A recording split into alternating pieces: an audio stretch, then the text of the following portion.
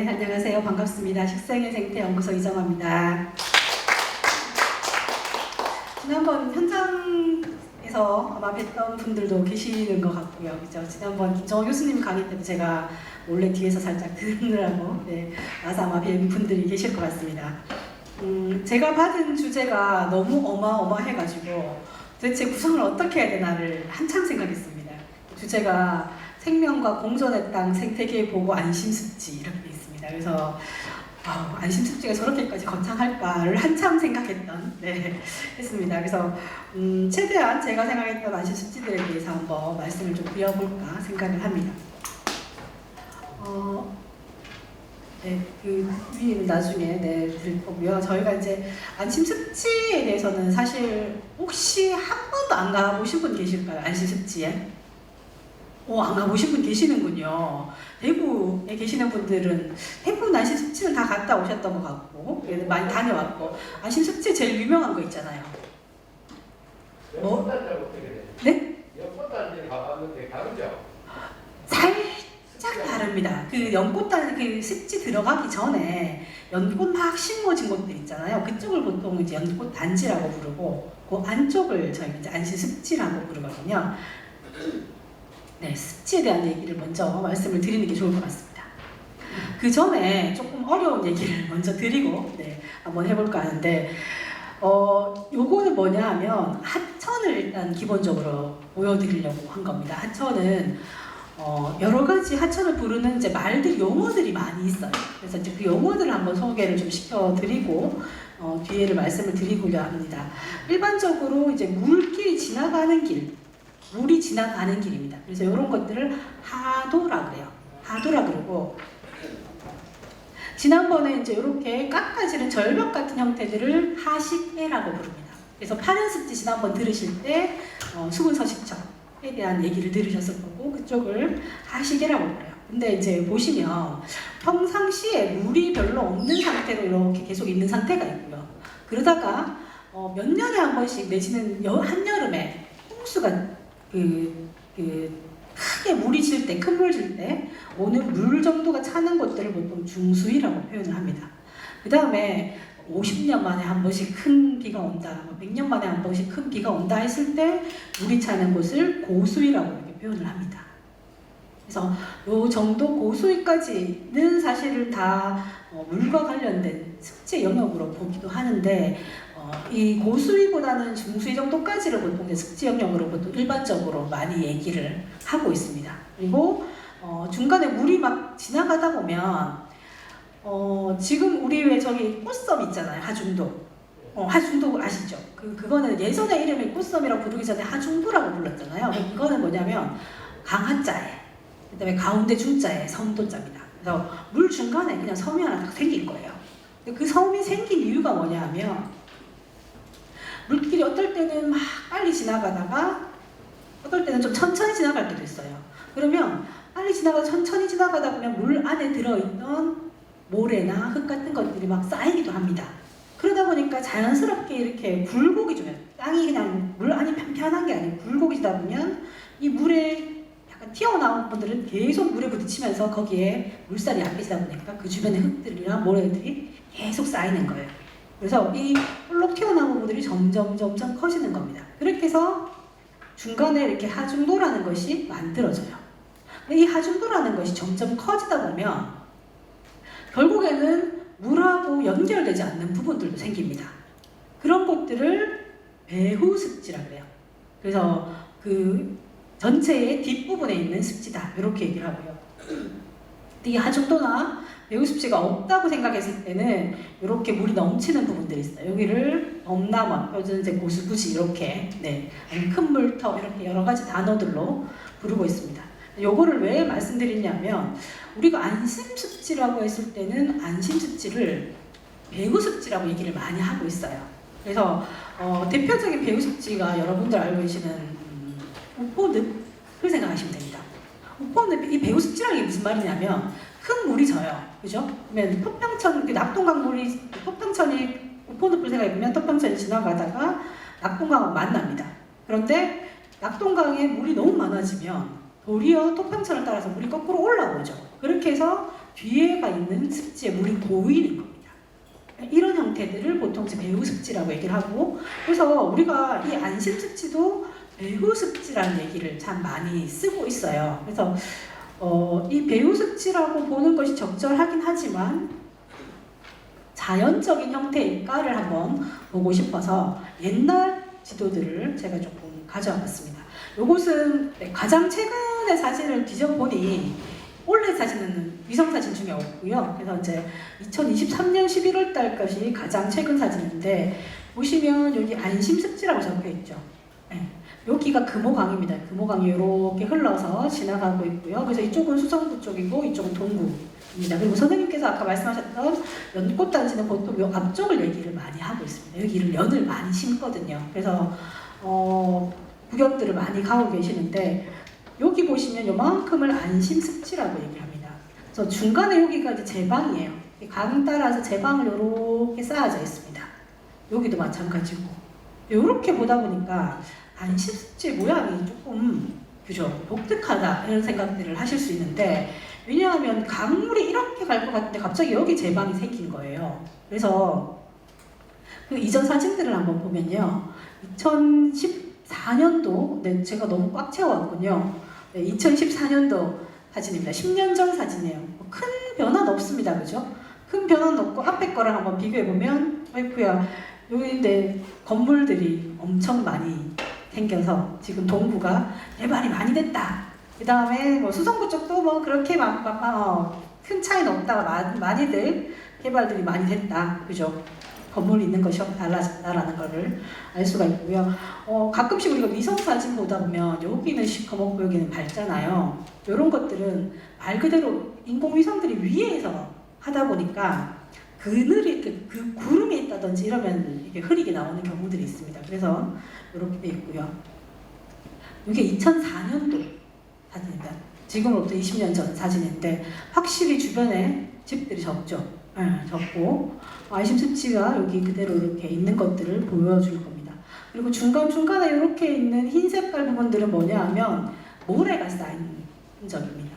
그래서 이때까지만 하더라도 앞에 혹시 눈여겨보셨는지 모르겠는데 잠깐만 다시 보시면 여기에 이 녹색 부분 보이시죠? 이렇게 녹색 부분하고 다시 현재로 돌아오는 2024년도 지금 불이 혹시 앞에 꺼져 있나요? 여기 보시면 좀 다른데 가장 큰 차이 중에 뭘 말씀드리고 싶으시냐면, 뭘 말씀드리고 싶냐면 버드나무 종류들 있잖아요. 안심습지 앞쪽에 가면 금호강이 많잖아요.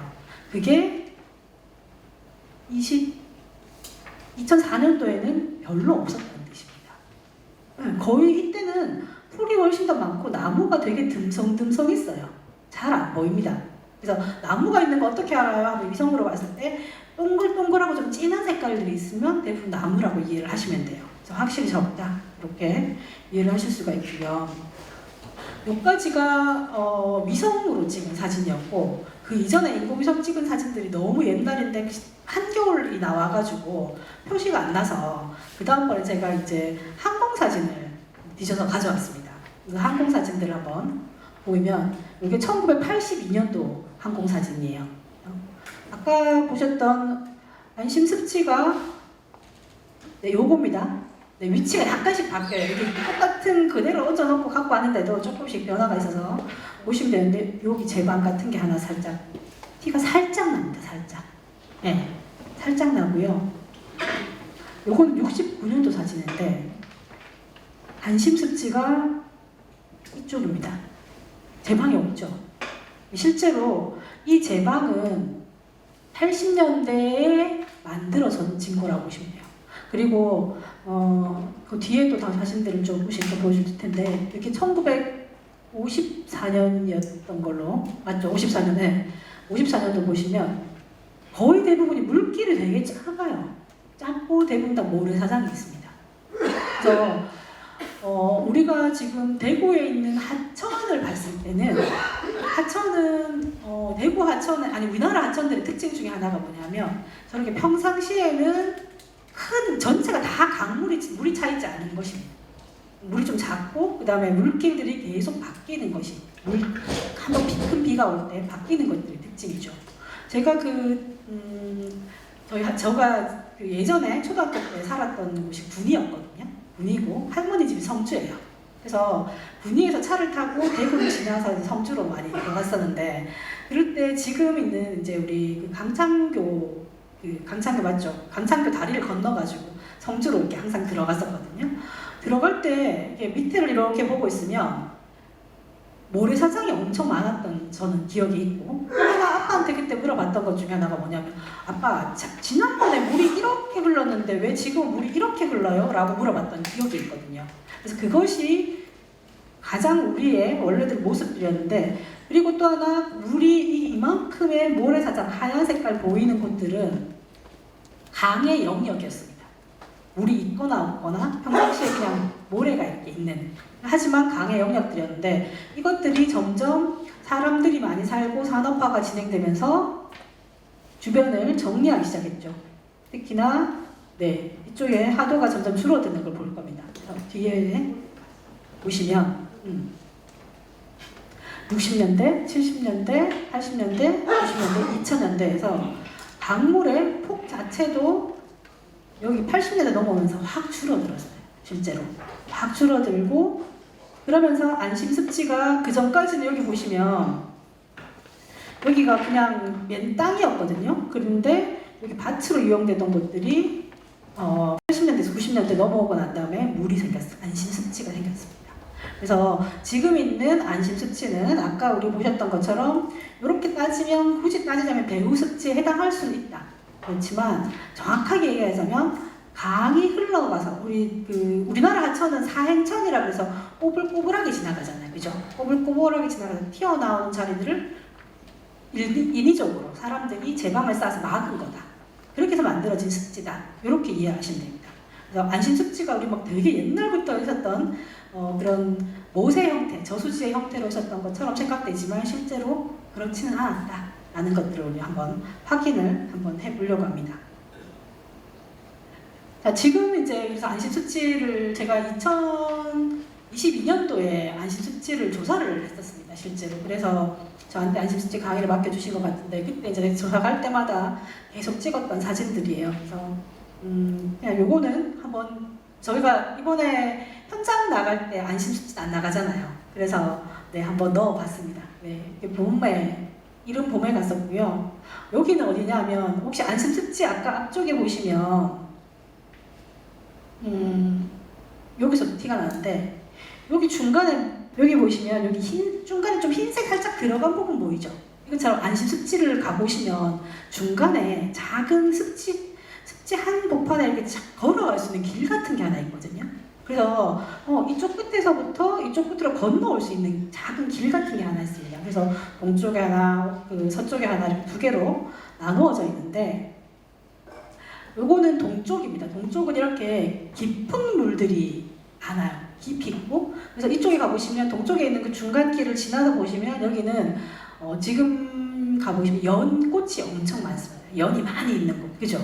네, 그쪽이 이제 보통 우리 안심습지다 생각하는데, 작은 길을 건너편에 보시면 그 뒤로도 습지입니다. 그래서 이렇게 안쪽에 큰 물들이 들어왔다가 빠졌다가 이렇게 하고 있고요. 요거는 이른 봄에 제가 4월 달에 가서 찍었던 걸로 기억을 합니다.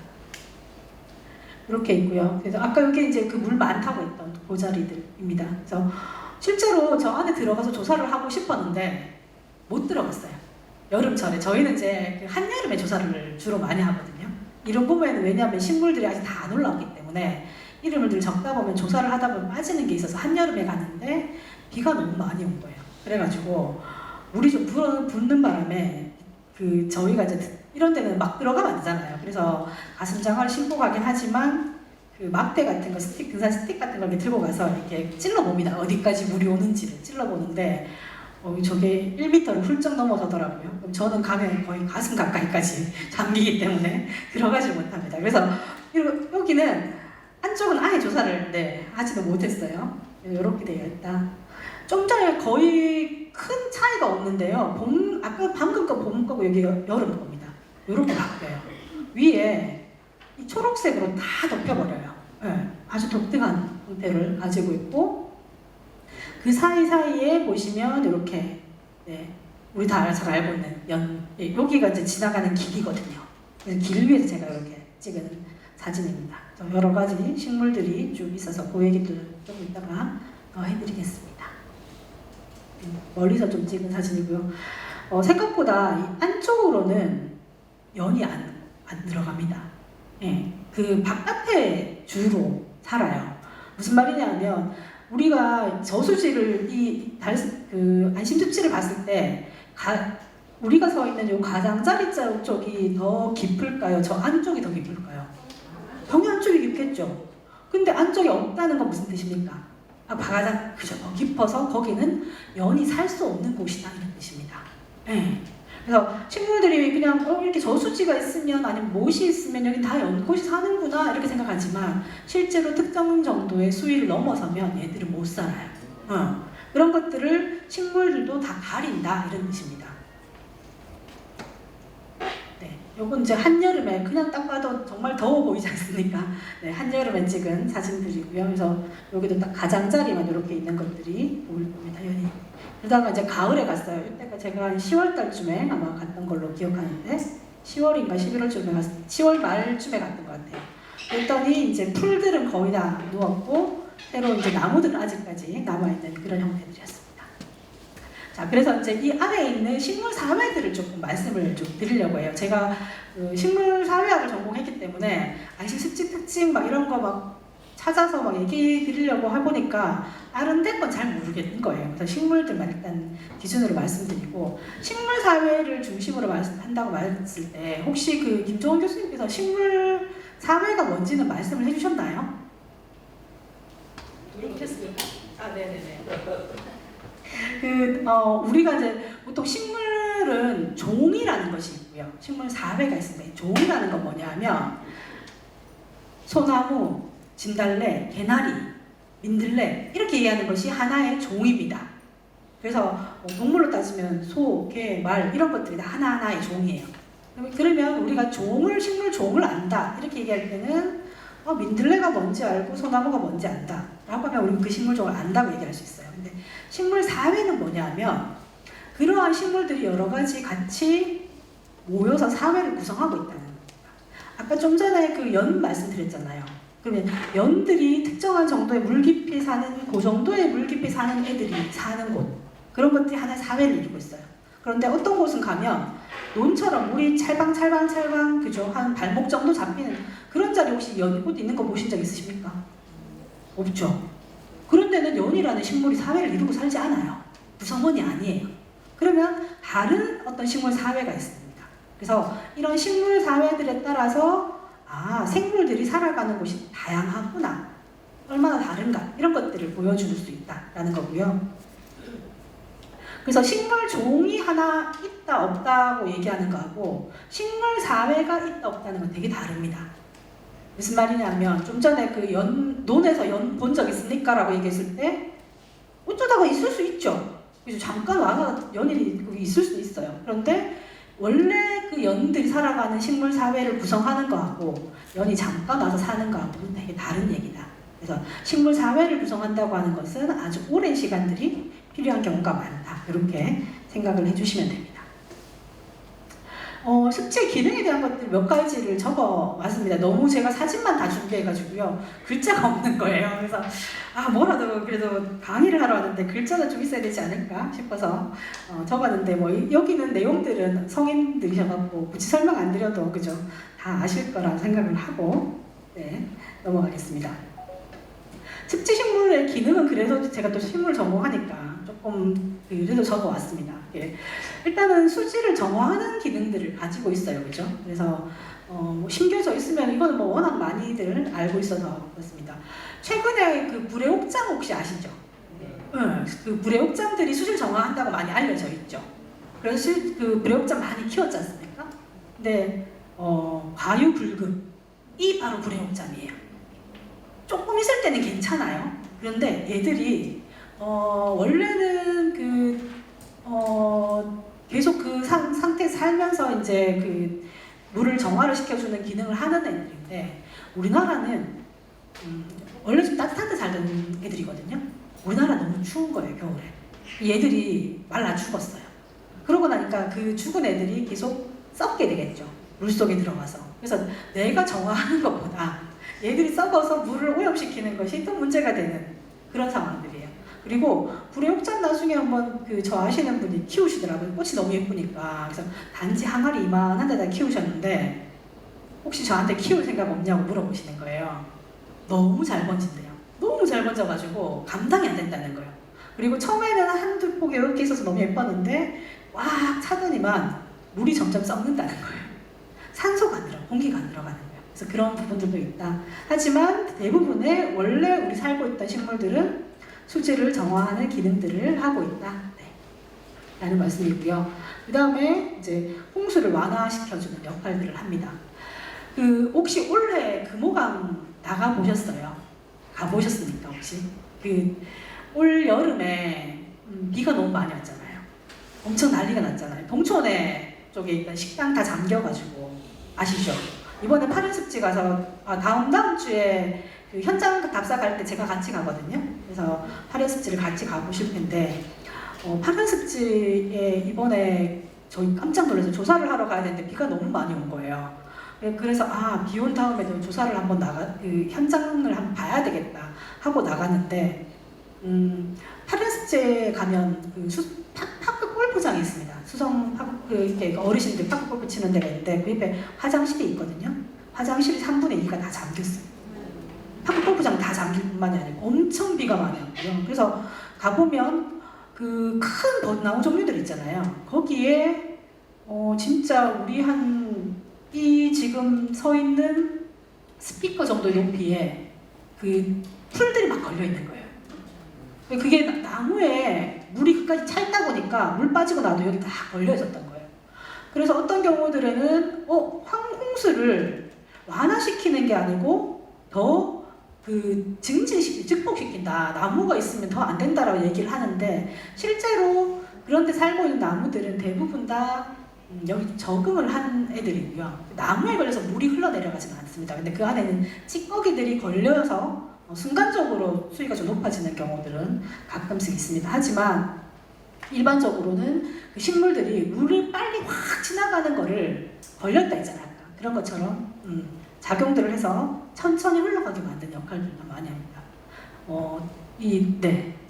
너무 길어지니까 빨리 넘어가고. 자, 그 다음에 탄소도 저장시킵니다. 탄소라는 거는 요즘에 워낙 많이 얘기가 나오고 있습니다. 그죠? 특히 이제 지구가 제가 제 기억으로는 한 3년, 4년 전부터 정말 날씨가 이상했던 것 같아요. 그죠?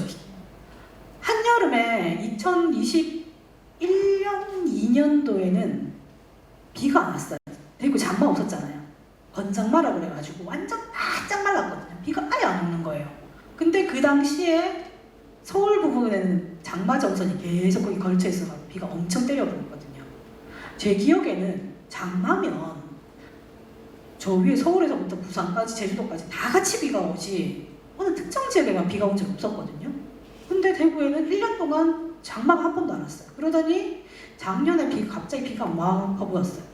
그러고는 올해는 거의 50년 만인가 오는 큰 비가 온다 이렇게 얘기하는데 지금 이런 문제들이 막 생기면서 이유가 뭔가를 봤더니 실제로는 기후가 이미 이상기후들이 생긴 거죠. 그죠? 기후변화가 생긴 거죠.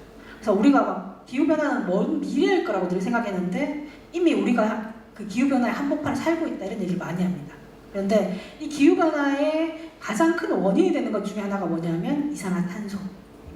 이산화탄소를 제일 많이 내보내는 것들 중에 하나가 이제 공장, 그죠?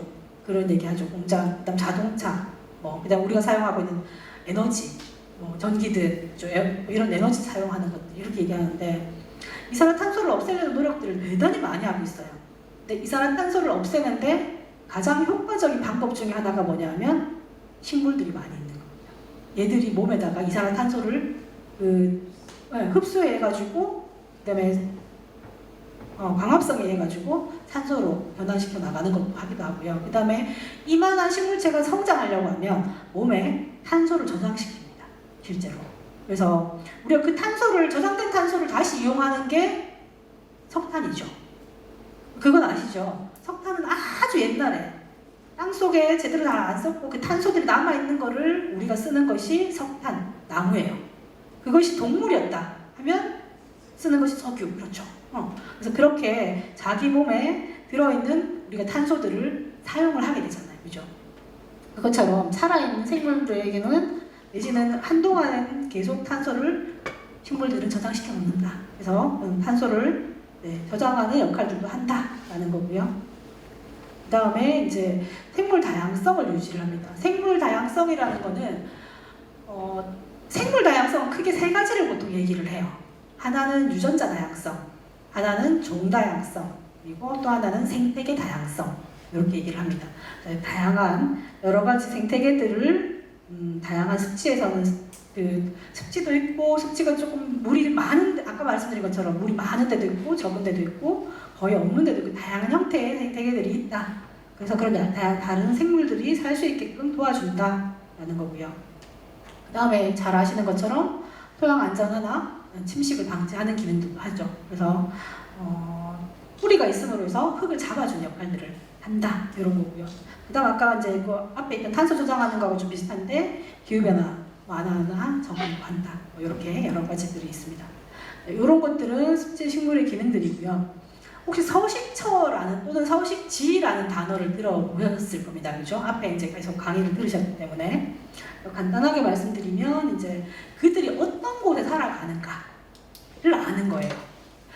저희가 서식처라는 용어를 자꾸 썼더니만 그 인터넷에다가 서식처가 뭔지를 찾아보면 어떻게 나오냐면 식물 군락들이 살아가는 곳을 서식처라고 한다 이렇게 나오는데 잘못된 정보고요. 우리가 학교 다닐 때 배웠던 서식지라고 하는 거하고 똑같은 얘기입니다. 그래서 서식지 또는 자생지 요거를 서식처 왜 첫자로 바꿨냐면 첫자로 바꾼 거는 김종훈 교수님이 바꾸셨어요. 서식지라는 단어가 한자로 땅지자잖아요. 근데 어떤 생물들은 아까 우리 연구처럼 땅에 안 살아가는 애들도 많거든요.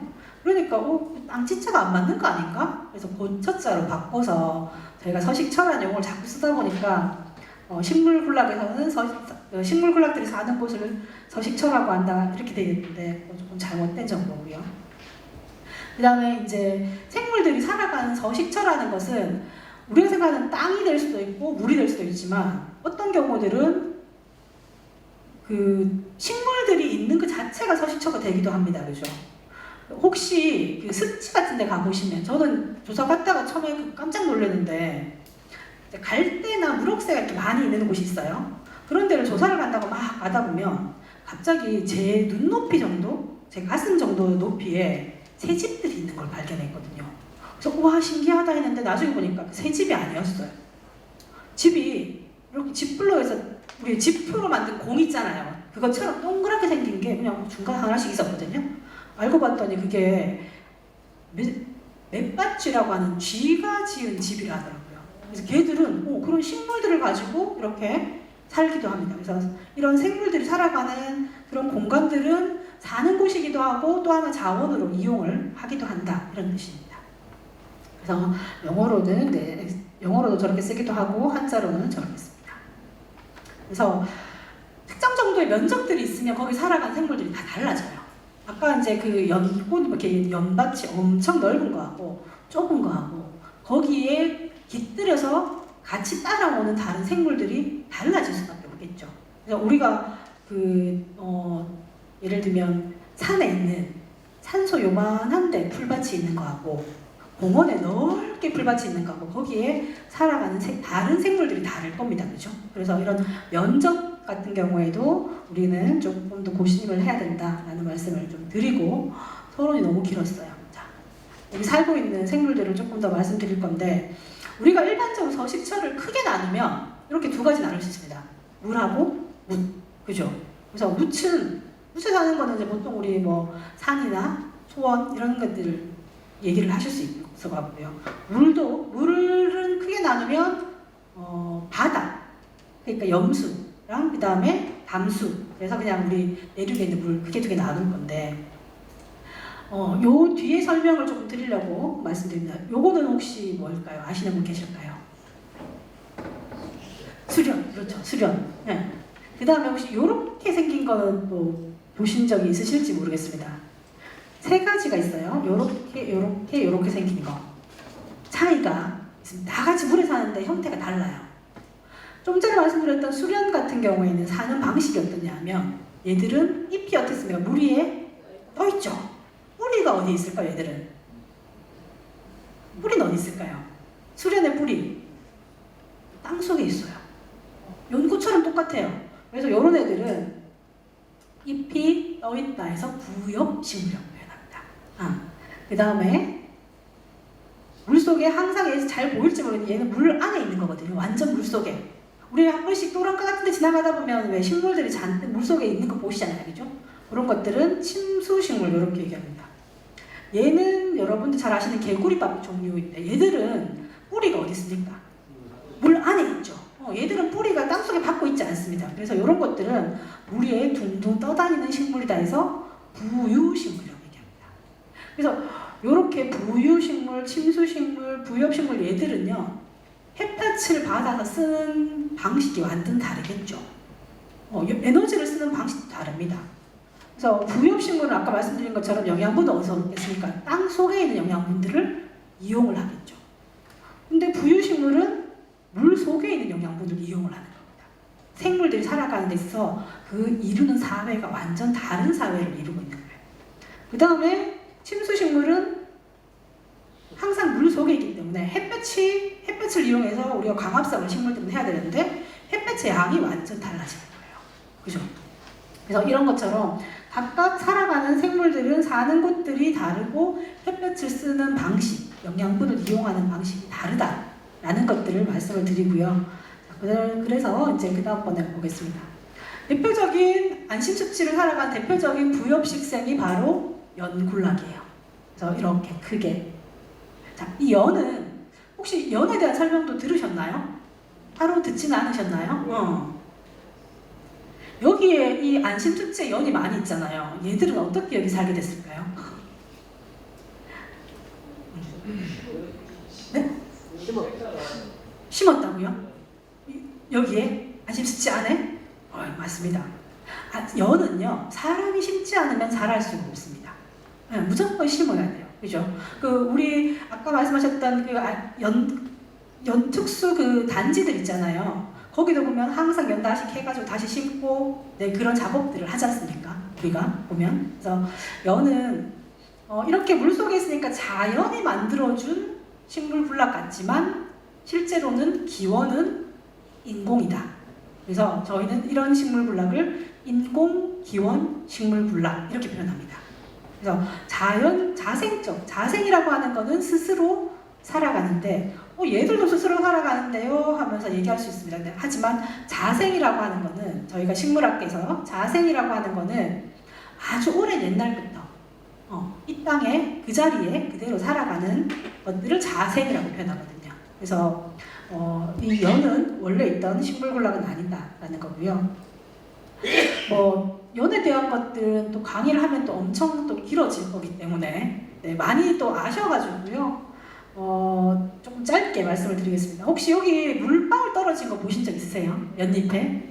또르르르 불러 떨어지는 거죠. 안에 털 있어서 되게 예쁜 그런 방식이고 불교와 뗄래야 뗄 수 없는 그러한 식물입니다. 제가 12년도에 저희 식물사회학을 하는 식생학회, 식물사회학을 다른 말로 식생이라고 표현하거든요. 그래서 식생 이제 학회가 있는데 그 식생 전 세계 식생학자들이 다 모였어요. 다 모여서 학회를 해요. 1년에 한 번씩. 근데 이 저희 식물사회학이라는 학문은 유럽에서 발달했거든요. 독일, 프랑스 이쪽에서 발달을 하다 보니까 1년은 무조건 유럽에서 학회를 하고요.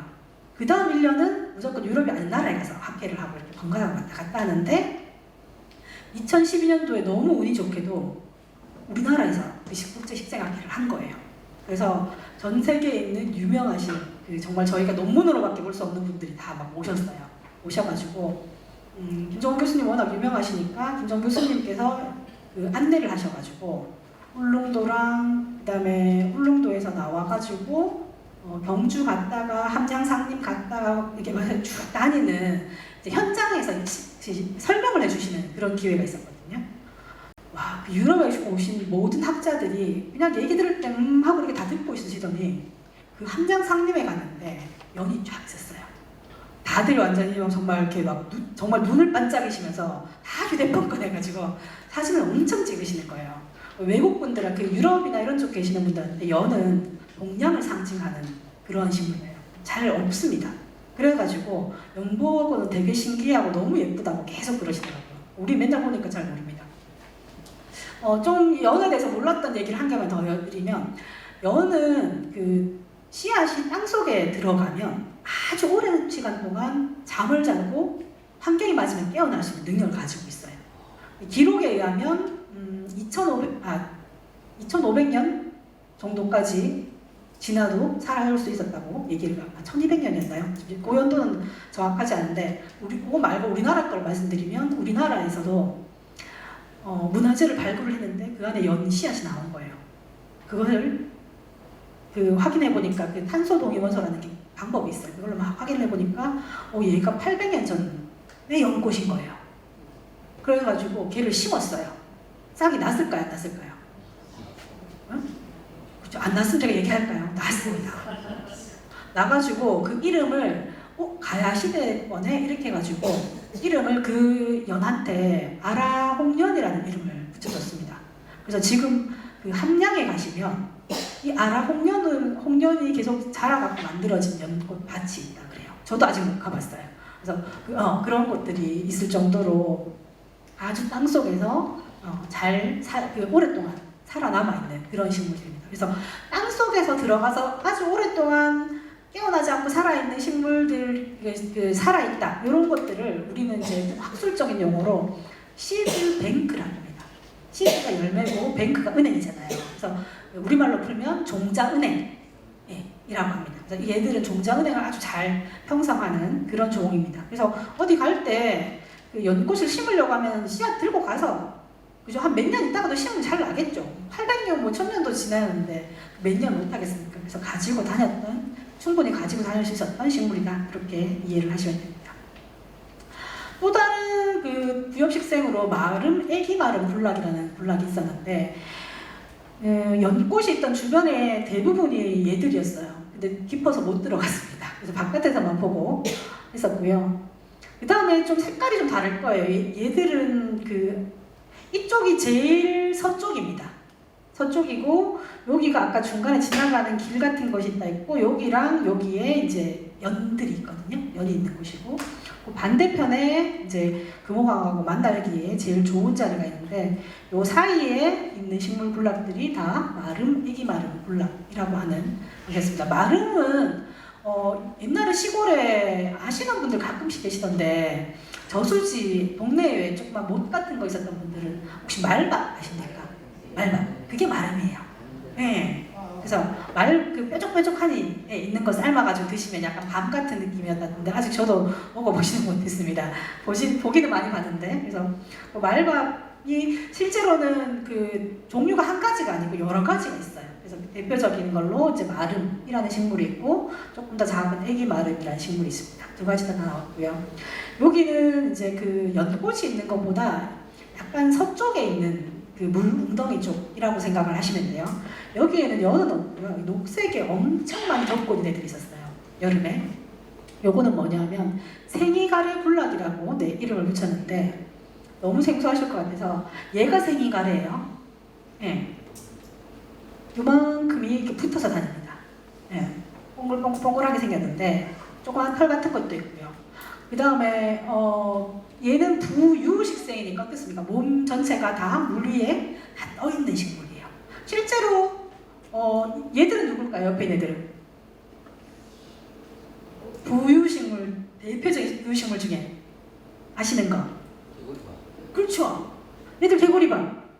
크기가 얼마나인지 아시겠죠? 이제 그렇게 대충 비교를 될 건데 얘들은요 양치식물이라고 해서 고사리 종류 중에 하나입니다.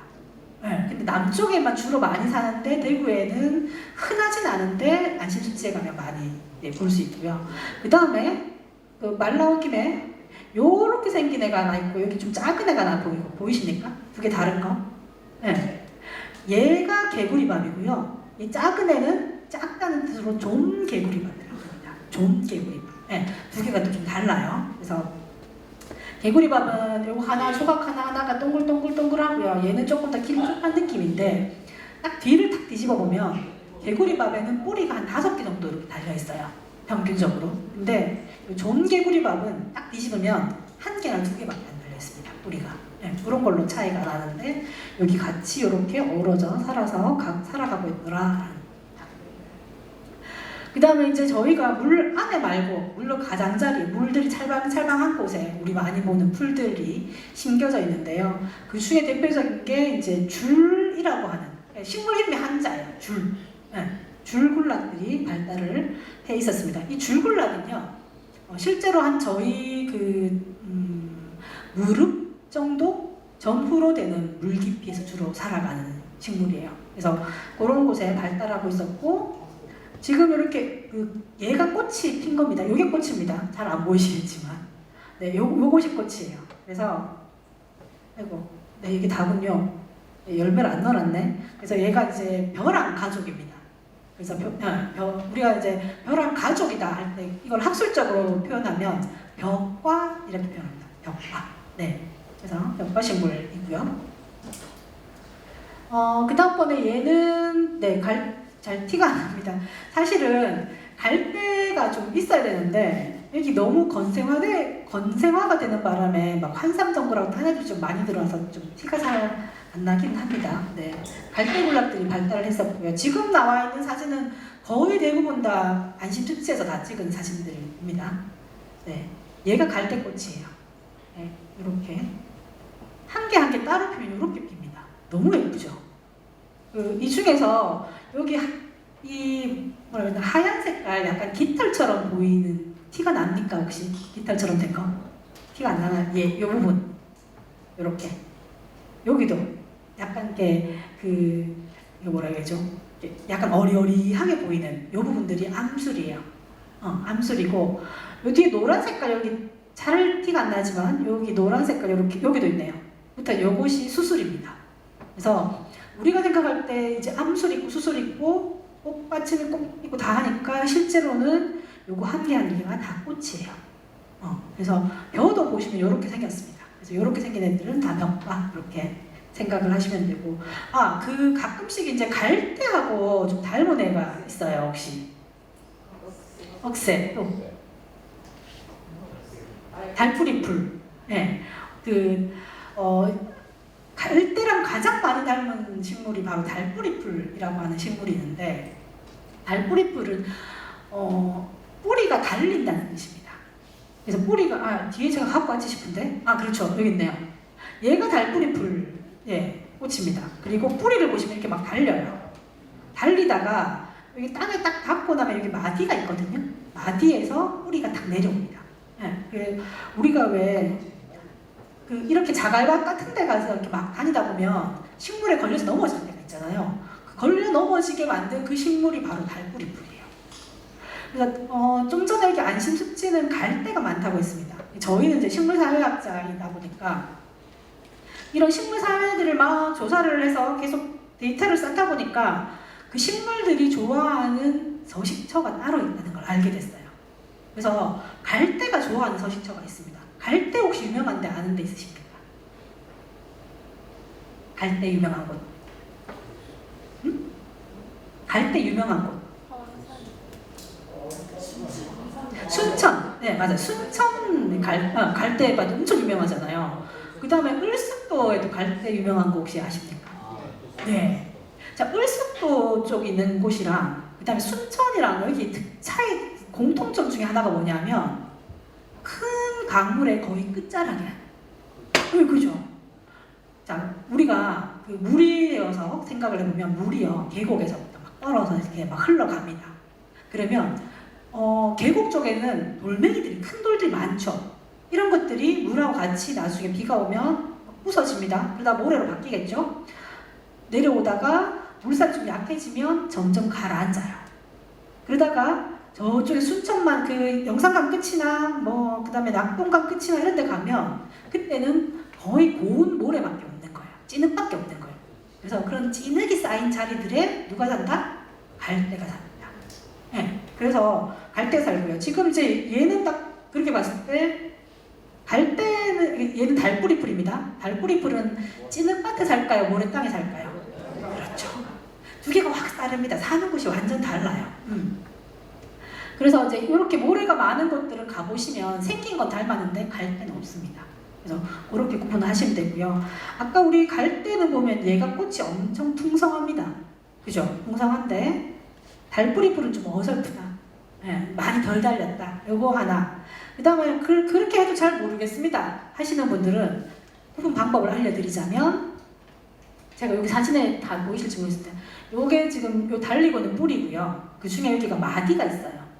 마디에 털이 있습니다. 달뿌리 풀은. 마디에 털이 있으면 달뿌리 풀, 없으면 갈대. 우리가 이렇게 대가 쭉 올라오는데 잎에 쌓여져 있는 부분들도 열어보면 그 안에 마디가 있는 경우가 있거든요. 그 마디에 털이 있으면 달뿌리 풀, 없으면 갈대, 매끈한 갈대, 이렇게 구분을 하실 수 있습니다.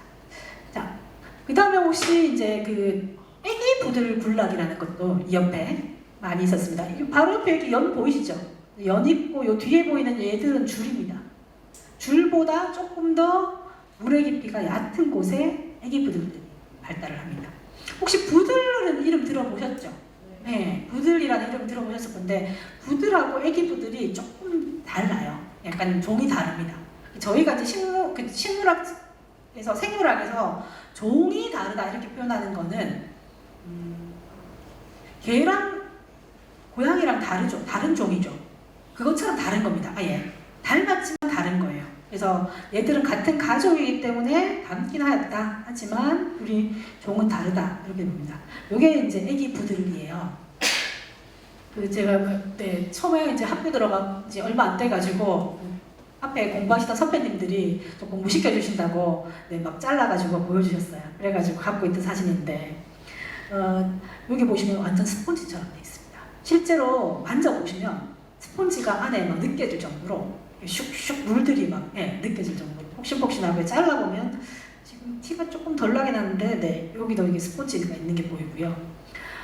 열매들이 요게 지금 꽃 상태입니다. 꽃 상태고 요것이 이제 열매가 익어가고 있는 상태고요. 완전 다 익으면 손으로 이렇게 탁 건드리기만 해도 애들이 샤 날아다닙니다. 옛날에 솜이 잘 없었잖아요. 그죠? 솜이 좀 귀할 때는 정말 못 사는 사람들은 이 애기 부들, 그러니까 부들에 저 털들을 모아가지고 옷 안에다가 넣기도 했다고 하더라고요. 근데 따뜻하진 않대요. 네.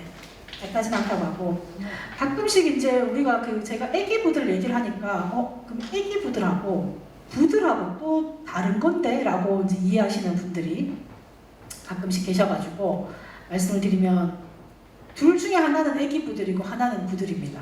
차이가 보이실까요? 네, 차이가 어떤 게 있으실까요? 네? 얘가 좀 위에가 길쭉하다, 얘는 좀 짤막하다. 네, 그것도 있고요. 그럼 얘가 조금 옆으로 좀 더 큽니다. 좀 더 옆으로 좀 통통하니 더 크고 얘가 조금 짧아요. 그러면 얘랑 둘 중에 1번, 2번 중에 어느 것이 애기 부들일까요? 1번? 아, 그렇죠. 정확합니다. 얘가 애기 부들이고요. 얘가 그냥 부들이에요. 그래서 근데 실제로 보면 제가 본 바에 의하면 부들보다 애기 부들이 더 커요, 키가. 그래서 왜 굳이 얘를 애기 부들 했지 했더니 보니까 이 열매 크기 자체가 얘는 좀 더 가늘더라고요. 그래서 조금 차이가 있다는데 애기 부들이 사는 곳은 얘는 우리 식물 사람처럼 사람들도 왜 좀 예민한 사람 있고 좀 무던한 사람 있잖아요. 저는 좀 예민한 사람이라 가지고 냄새도 예민하고 막 먹는 것도 되게 많이 가리고 이러는데 제 동생은 되게 무던한 사람이거든요. 그래서 저 만약에 이렇게 밥 먹다가 이렇게 제가 잘 못 먹는 거 있으면 동생한테 줘요. 남동생인데 지금 얘는 다 먹어요. 엄청 무던한 애거든요. 얘들 둘 중에서 보면 이 애기 부들이 무던한 애예요. 이 부들은 어떤 곳에 주로 사냐면 묵정 논 농사 짓다가 버려진 데 있죠. 그런 데 잘 자랍니다. 그래서 논 농사 짓던 곳이 그러면 버려진 곳이 어떤 곳이지 하고 생각을 해보시면 물이 엄청 많이 차지 않아요. 발목에서 한 깊어봐야 한 종아리 정도? 그 정도 물이 찹니다. 그리고 노는 생각해보면 거의 1년 내내 물 깊이가 비슷하죠. 그런 곳에는 부들이 살아요. 근데 그게 좀 넘어가면 부들은 잘 못 살아요. 애기 부들은 어떠냐면 얘는 워낙 묻어난 애 거예요. 이름은 애기지만 묻어내가지고 물이 좀 중간에 한 번씩 바짝 말라도 살고 나 물이 좀 깊어져도 살고 어떨 땐 애기 부들은 제 허리까지 막 물 차도 잘 살아요. 아까 이제 얘들은 그 부들처럼 발목 전후로 되는 데가 살기 제일 좋은 곳이긴 하거든요. 근데도 얘들은 묻어난 다 잘 산다. 그래서 우리 주변에 흔히 지나가시다가 보는 부들 종류는 대부분 다 애기 부들이 많습니다. 여기도 애기 부들이고요. 그 다음에 달성 습지 쪽에나 아니면 그 대면 유수지 쪽에 가더라도 대부분 다 애기 부들이 훨씬 더 많이 있습니다. 자, 우리가 단연생 초본을 조금만 더 하고 잠깐 쉬겠습니다. 여기는 도루박이 고마리군락이라고 하는데요. 이제 그냥 딱 봐도 높이가 안 높죠. 쟤들이 우리 무릎 정도? 제 무릎 전후로밖에 안 됩니다. 그래서 아까 우리가 습지가 2개가 있다고 했는데 동쪽에 있는 곳. 그래서 그쪽은 물이 깊지가 않고요. 점점 물이 얕아지는 것들을 보여줄 거고 끝자락에 발달하였습니다. 대신에 이제 여기는 물이 항상 찰박찰박하게 들어오는 그런 자리들에 발달하는 식물이고 이 중에서 이렇게 길쭉길쭉하게 올라온 애가 도루박이에요. 도루박이고 밑에 있는 이 넓은 애들이 대부분 다 고마리입니다. 요것이 바로 도루박이에요. 도루박이 꽃입니다. 이게 꽃 피면 이렇게 생기고요. 그 다음에 요거는 다른 곳에서 가져온 그 사진인데요. 보시면은 얘들이 똑바로 서 있는 게 아니고 이렇게 쭉쭉 뻗죠. 밑으로 이렇게 뻗으면 뿌리가 이렇게 생겼습니다. 요 하얀 색깔 보이십니까? 식물체가 이렇게 서 있어요. 그러다가 아까 우리 달뿌리풀처럼 끝부분이 이렇게 옆으로 뻗어서 그 줄기가 하나 나와요. 그러다가 땅에 딱 닿잖아요. 그럼 거기 새로 쭉 올라옵니다. 그래서 이렇게 쭉 올라오는 것들이 아주 많지 막 그 달뿌리처럼 덤벙덤벙 달리진 않은데 한두 개씩 이렇게 뻗어나간 애들입니다. 그래서 이렇게 삽니다. 얘들도 물이 거의 안정적으로 한 무릎 깊이 정도가 거의 늘상 유지되는 그러한 입지에 항상 살아가고 있는 식물들이고요. 고마리 어디 갔을까요? 고마리 넣었는데 고마리 제가 되게 예쁜 사진을 넣었거든요. 혹시 고마리 식물 아시죠? 네. 그죠? 고마리가 뭐냐 하면 아까 앞에 요렇게 생긴 잎인데 그 바닥에 쫙 깔려가지고 그 물 찰박찰박 물에 질척질척하게 나오는 자리들에 되게 잘 자라는 식물이에요. 근데 얘가 꽃을 나중에 한번 보시면 꽃이 환상적으로 예쁩니다. 엄청 예뻐요. 근데 너무 조그마다 보니까 제 새끼 손톱의 반의 반도 안 됩니다.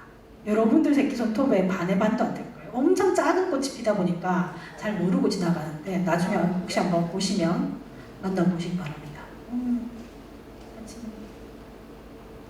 그 다음에 이제 요거는 무럭새라고 하는 식물이 있어요. 좀 전에 아까 선생님들이 갈대랑 헷갈리는 식물 아까 얘기했을 때 갈대가 있었고 달풀이풀이 있었고 억새가 있었습니다. 얘는 또 이름이 또 무럭새네. 실제로는 4가지가 종이 다 다른 종입니다. 갈대랑 달풀이풀은 특히 다른 거 설명드렸고요. 억새랑 무럭새가 있는데 사는 곳부터 먼저 말씀드리면 혹시 억새 유명한 데 어딜까요? 황산 또 간헐제 또 민둥산 자 얘기하다 보니까 억새가 유명한 곳이 다 산이죠. 산에 사는 애들이 억새. 화왕산에 보면 우리 왜 이렇게 그죠? 화왕산에 왜 옛날에 거기 막 그 갈대라 그러는데 그 억새 축제잖아요. 그죠? 억새 축제를 옛날에 했잖아요. 화왕산입니다. 황매산도 합천 쪽에 있는 그 황매산도 엄청 유명하죠. 그렇게 얘들은 좀 산지 쪽에 있고요. 그 다음에 건조한 곳에 주로 자랍니다. 그래서 만약에 습지 주변에 있다 하면 거기가 제방일 거예요. 제방 사면에 비가 오면 물이 금방 쭉 떨어져 내려가서 물이 별로 없는 건조한 곳에 주로 억새가 자라고요. 그 다음에 얘들은 물억새는 1년에 한 번 정도 땅이 물에 잠기는 자리입니다. 평상시에는 물이 있는지 잘 안 보여요. 근데 큰 물 졌을 때 땅이 한번 잠기는 그런 정도로 비가 오는 그러니까 습지 중에서도 좀 멀리 있겠죠. 습지 중에서도 아까 우리 갈대나 줄 같은 경우는 항상 물이 찰박찰박하게 있는데 있었지만 이 무럭새는 물하고 거리가 좀 멀리 있는 곳입니다. 그래서 이렇게 생겼습니다. 지금 생긴 거는 거의 뭐 억새랑 큰 차이 없이 생겼어요. 그리고 이게 지금 무럭새 꽃입니다. 얘도 마찬가지로 아까 갈대처럼 벼랑 가족이에요. 벼과. 그래서 생긴 것이 거의 유사하게 생겼고요. 이제 그러면 갈대랑 무럭새랑 사는 곳에서 보니까 물 근처에 살면 습지에 산다 그러면 무럭새, 산에 산다 그러면 억새까지는 구분했는데 좀 더 잘 구별할 수 있는 방법이 없을까? 라는 얘기를 저한테 많이 물어보세요. 그래서 준비한 사진인데요. 잘 보이실지 모르겠지만 얘가 무럭새입니다. 자, 나올 때 보시면 여기서부터 하나씩 이렇게 올라오는 거 보이세요? 네. 갈대, 억새가 어떻게 올라오냐면요. 분수처럼 여기서부터 이렇게 나옵니다. 산에 있는 억새 생각해 보시면 이렇게 자라요. 소나무 밑에 자라는 억새는 이렇게 자랍니다. 근데 얘는 이렇게 한 개씩 이렇게 올라옵니다. 억새랑 물억새랑 둘 다 공통점들이 워낙 뭐 쟤들을 많이 닮았고 꽃도 거의 비슷하고요. 그 다음에 잎을 혹시 보시면 우리 산에 가다가 억새 한 번씩 지나가다 잘못 건드리면 손 베이죠. 피가 여기 막 펑펑 나진 않지만 피가 이렇게 쪼로록 맺힐 정도로 납니다. 물억새도 똑같습니다. 네, 물억새도 똑같아요. 그래서 똑같은데 쟤들은 어떻게 되어 있냐면 한쪽 방향으로 톱니 같은 것들이 이렇게 나와 있습니다. 그러다 보니까 이렇게 방향으로 만지면 괜찮은데 반대 방향 만지면 피가 나는 거죠. 그 성분이 뭐냐 하면 나중에 이제 혹시 날 좋을 때 햇볕 잘 들 때 물억새나 억새 끝을 갖고 햇볕에 이렇게 탁 비춰보시면 톱니가 보일 건데 색깔이 약간 투명해요. 그래서 우리 모래 알갱이 있잖아요. 모래 알갱이 한 번씩 보면 그 반짝반짝하는 부분들 있잖아요. 그거랑 똑같은 성분이 들어있습니다. 규소라고 하는 성분들이 들어있는데 이 규소라고 하는 성분들을 보면 억새나 물억새는 왜 자기 이파리에다가 저렇게 막 박아놨을까? 생각해보면 그죠? 누가 나를 못 먹게 하려고 그렇게 막 자기를 보호하기 위해서 그렇게 규소를 막 박아놓은 거예요. 근데 자연에는 절대적인 게 없습니다. 자연에서는 나는 나를 보호하기 위해서 막 규소를 박아놨지만 또 그것도 이기고 먹는 애들이 있어요. 대표적인 애들이 소. 맞아요. 소가 물억새 진짜 좋아합니다. 네, 물억새 엄청 좋아하고요. 작은 애들 중에서 메뚜기 종류들 있죠. 메뚜기들이 얘들 잘 먹습니다. 그래서 제가 저는 초등학교 때 저는 시골에서 살아가지고요. 할머니가 외할머니가 메뚜기 잡아가지고 반찬 해서 볶아주시면 전 되게 좋아했거든요. 한 번은 초등학교 이제 시골에 살다가 중학교 이제 제가 대구 나와 살았는데 도시락 반찬에 메뚜기를 한번 싸갖고 가는데 우리 반 애들이 기겁을 하는 거예요. 막 이 뭐고 막 이러면서 난리가 나가지고 그죠 맛있는데 그 다음부터 이제 도시락 반찬을 못 싸갖고 갔습니다. 근데 지금 요즘에 그래서 가끔 한 번씩 엄마가 연락이 와요. 어디 가서 메뚜기 잡았다고 오라고 먹으러 오라고 연락이 오십니다. 그래서 생각해보면 옛날에 메뚜기 되게 흔했잖아요. 요즘 별로 없잖아요. 맞아요. 약쳐가지고 약친밭에는 다 하시더라고요. 우리 엄마도 요새 약 많이 쳐가지고 메뚜기 없다. 이 논에는 약을 안 쳐가지고 할머니가 지금 편찮으셔가지고 약을 못 쳐서 이 논에는 뭐 메뚜기가 있더라 이렇게 얘기하십니다. 그래서 저기 어디야 달성습지 옆에 보면 대명유수지라고 있어요. 대명유수지에 제일 많은 식물이 물억새거든요. 그래서 지금 가시면 메뚜기가 난리가 납니다. 엄청납니다. 네, 그래서 안 그래도 한 번씩 어르신들 가시더니 여기 메뚜기 잡으러 와야 되겠다 이러시던데 데크가 이렇게 조그맣게 있어가지고 막 안에 들어가 잡을 수는 없어서 그렇긴 한데 많을 때 진짜 한 100m? 150m 정도 걸어가는 동안에 애들이 한번 세보자 그랬더니 메뚜기 한 100몇십 마리씩 봤다고 지나가면서 막 보인다고 엄청 많아요. 네, 그래서 하여튼 이 물억새를 메뚜기들이 엄청 좋아합니다. 그래서 자연에 절대적인 거 없다는 얘기를 할 때 제가 꼭 하나 더 드는 예가 있어요. 식물들은 자기 몸에 저렇게 물리적으로 이렇게 그런 그 톱니 같은 것들을 막 박아놓기도 하고, 그 다음에 내 몸에다가 독이 되는 어떤 성분들을 담아놓기도 합니다. 내 몸에 드는 성분들, 정말 아무도 안 먹는 성분, 엄청 독극물 같은 게 하나 있어요. 그게 바로 그 중에 하나가 대표적인 게 니코틴입니다. 니코틴이 많이 있는 식물이 뭘까요? 그렇죠, 담배. 저희 할머니가 저 어릴 때 담배 농사 지었거든요. 그래서 담배 농사 짓는데 너무 싫어했어요, 제가. 할머니가 안 보여요. 담배 키 엄청 크잖아요. 그러니까 할머니 들어가시면 할머니 어딘지 몰라갖고 저 바깥에서 맨날 안에 들어가 못 나갈까봐 무서워서 못 들어가고 이렇게 막 돌아다녔는데, 담배 잎을 한번 보시면 담배는 벌레 먹은 흔적이 별로 없습니다. 다른 곤충들은 얘 먹으면 목 있는 거 알거든요. 안 먹어요. 근데 딱 하나 그 담배 무슨 나방인가 하는 무슨 나방이 하나 있더라고요. 걔는 먹어요. 그래서 자기 몸에 독소를 막 아무도 못 먹게 잔뜩 심어놨는데 그 절대적인 거 없다 했잖아요. 다른 애가 얘를 먹는 거예요. 그 다음 또 있습니다. 사람들이 좋아하죠. 호불호가 있습니다만 사람들 중에서도 그 니코틴 좋아하시는 분들은 담배를 태우시고, 그러니까 그래서 그게 막 절대적으로 하나가 딱 나는 공격을 하고 싶어, 나는 나를 방어하고 싶어 하고 하지만 절대적으로 그것이 이어지진 않는다라는 거를 이제 보여드렸고요. 제 사진을 이렇게 크게 본 적이 없어가지고 처음 봤는데 생각보다 잘 찍었네요. 저 이런 거 다 핸드폰으로 찍은 거거든요. 아까 앞에 그 사진들도 그렇고 핸드폰으로 찍은 사진들이 많은데 생각보다 잘 나왔네요. 네, 흐뭇합니다. 자, 그 다음번에 얘가 뒤에 있었구나. 순서를 바꿨네요. 네, 얘가 고말이에요. 잎이 이렇게 생겼고요. 꽃이 지금 요만한데 정말 엄청 조그맣습니다. 우리 연필 그 볼펜 뒤에 이렇게 따깍따깍 하는 부분 있죠. 그거 반 정도 크기라고 보시면 됩니다. 엄청 조그맣습니다. 요게 이제 열매. 꽃도 작고 열매도 작은 그런 아이들입니다. 자, 얘들은 약간 그 부영양화된 곳에 잘 사는 애들이에요. 부영양화라는 건 뭐냐면 영양분이 부자라는 뜻입니다. 그래서 영양분이 좀 많이 들어가는 곳에 잘 사는 애들이에요. 자, 다음 거 넘어가겠습니다. 그 다음에 이제 주변을 보시면 그 벚나무 종류들이 많이 있습니다. 그 중에서도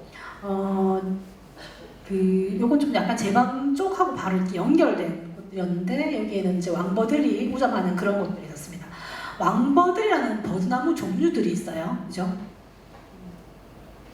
요것도 이제 그 왕버들들이 자라고 있는 곳이었는데, 일반적으로 습지에는 그 나무들이 자라기가 좀 어렵습니다. 왜 그럴까요? 그죠? 물이 많아 축축하니까 뿌리가 좀 있어도 잘 썩거나 아니면 고정을 잘 못 시켜주겠죠. 그래서 그런 종류들이 좀 적은데, 버드나무 종류들은 그런 물가에 잘 항상 물을 좋아하는 그런 나무들입니다. 이 벚나무 종류들 중에서도 왕버들이라고 하는 나무는 물에서부터 거리가 제일 먼 곳에 사는 식물들입니다. 저기 어디죠? 성주에 있는 성박숲 가보셨죠? 거기 천연기념물 막 이따만한 애들, 걔들 다 왕버들이잖아요. 왕버들이고, 그 다음에 대구에서 동서변동 거기 동변동에 가면 왜 동하천 쪽에 위에 제방 위에 나무들 이렇게 커다란 거 이렇게 막 있어요. 그게 왕버들이에요. 그래서 얘들은 한 번씩 큰 물 졌을 때, 정말 아주 큰 물이 졌을 때 물이 닿는 그 마지막 자리들에 주로 자라는 아이들입니다. 그래서 왕버들이라고 하는 식물이 있고, 얘들은 이렇게 버드나무보다 잎이 좀 더 동글동글하고 커요. 버드나무는 약간 복숭아나무 아시죠? 복사나무처럼 이렇게 잎이 일쭉합니다. 버드나무 종류들은. 근데 얘는 잎이 이렇게 동글동글하게 되고요. 여기 지금 꽃이 핀 상태이고요. 이제 이게 터진 겁니다. 이게 제가 터진 걸 안 찍어놨더라고요. 그래서 이렇게 갖고 왔는데, 끝이 딱 터지면 씨앗이 어떻게 생겼냐면 우리 솜 이렇게 막 흩어놓은 것처럼 생겼어요. 그 사이에 조그만 씨앗이 하나 들어가 있습니다.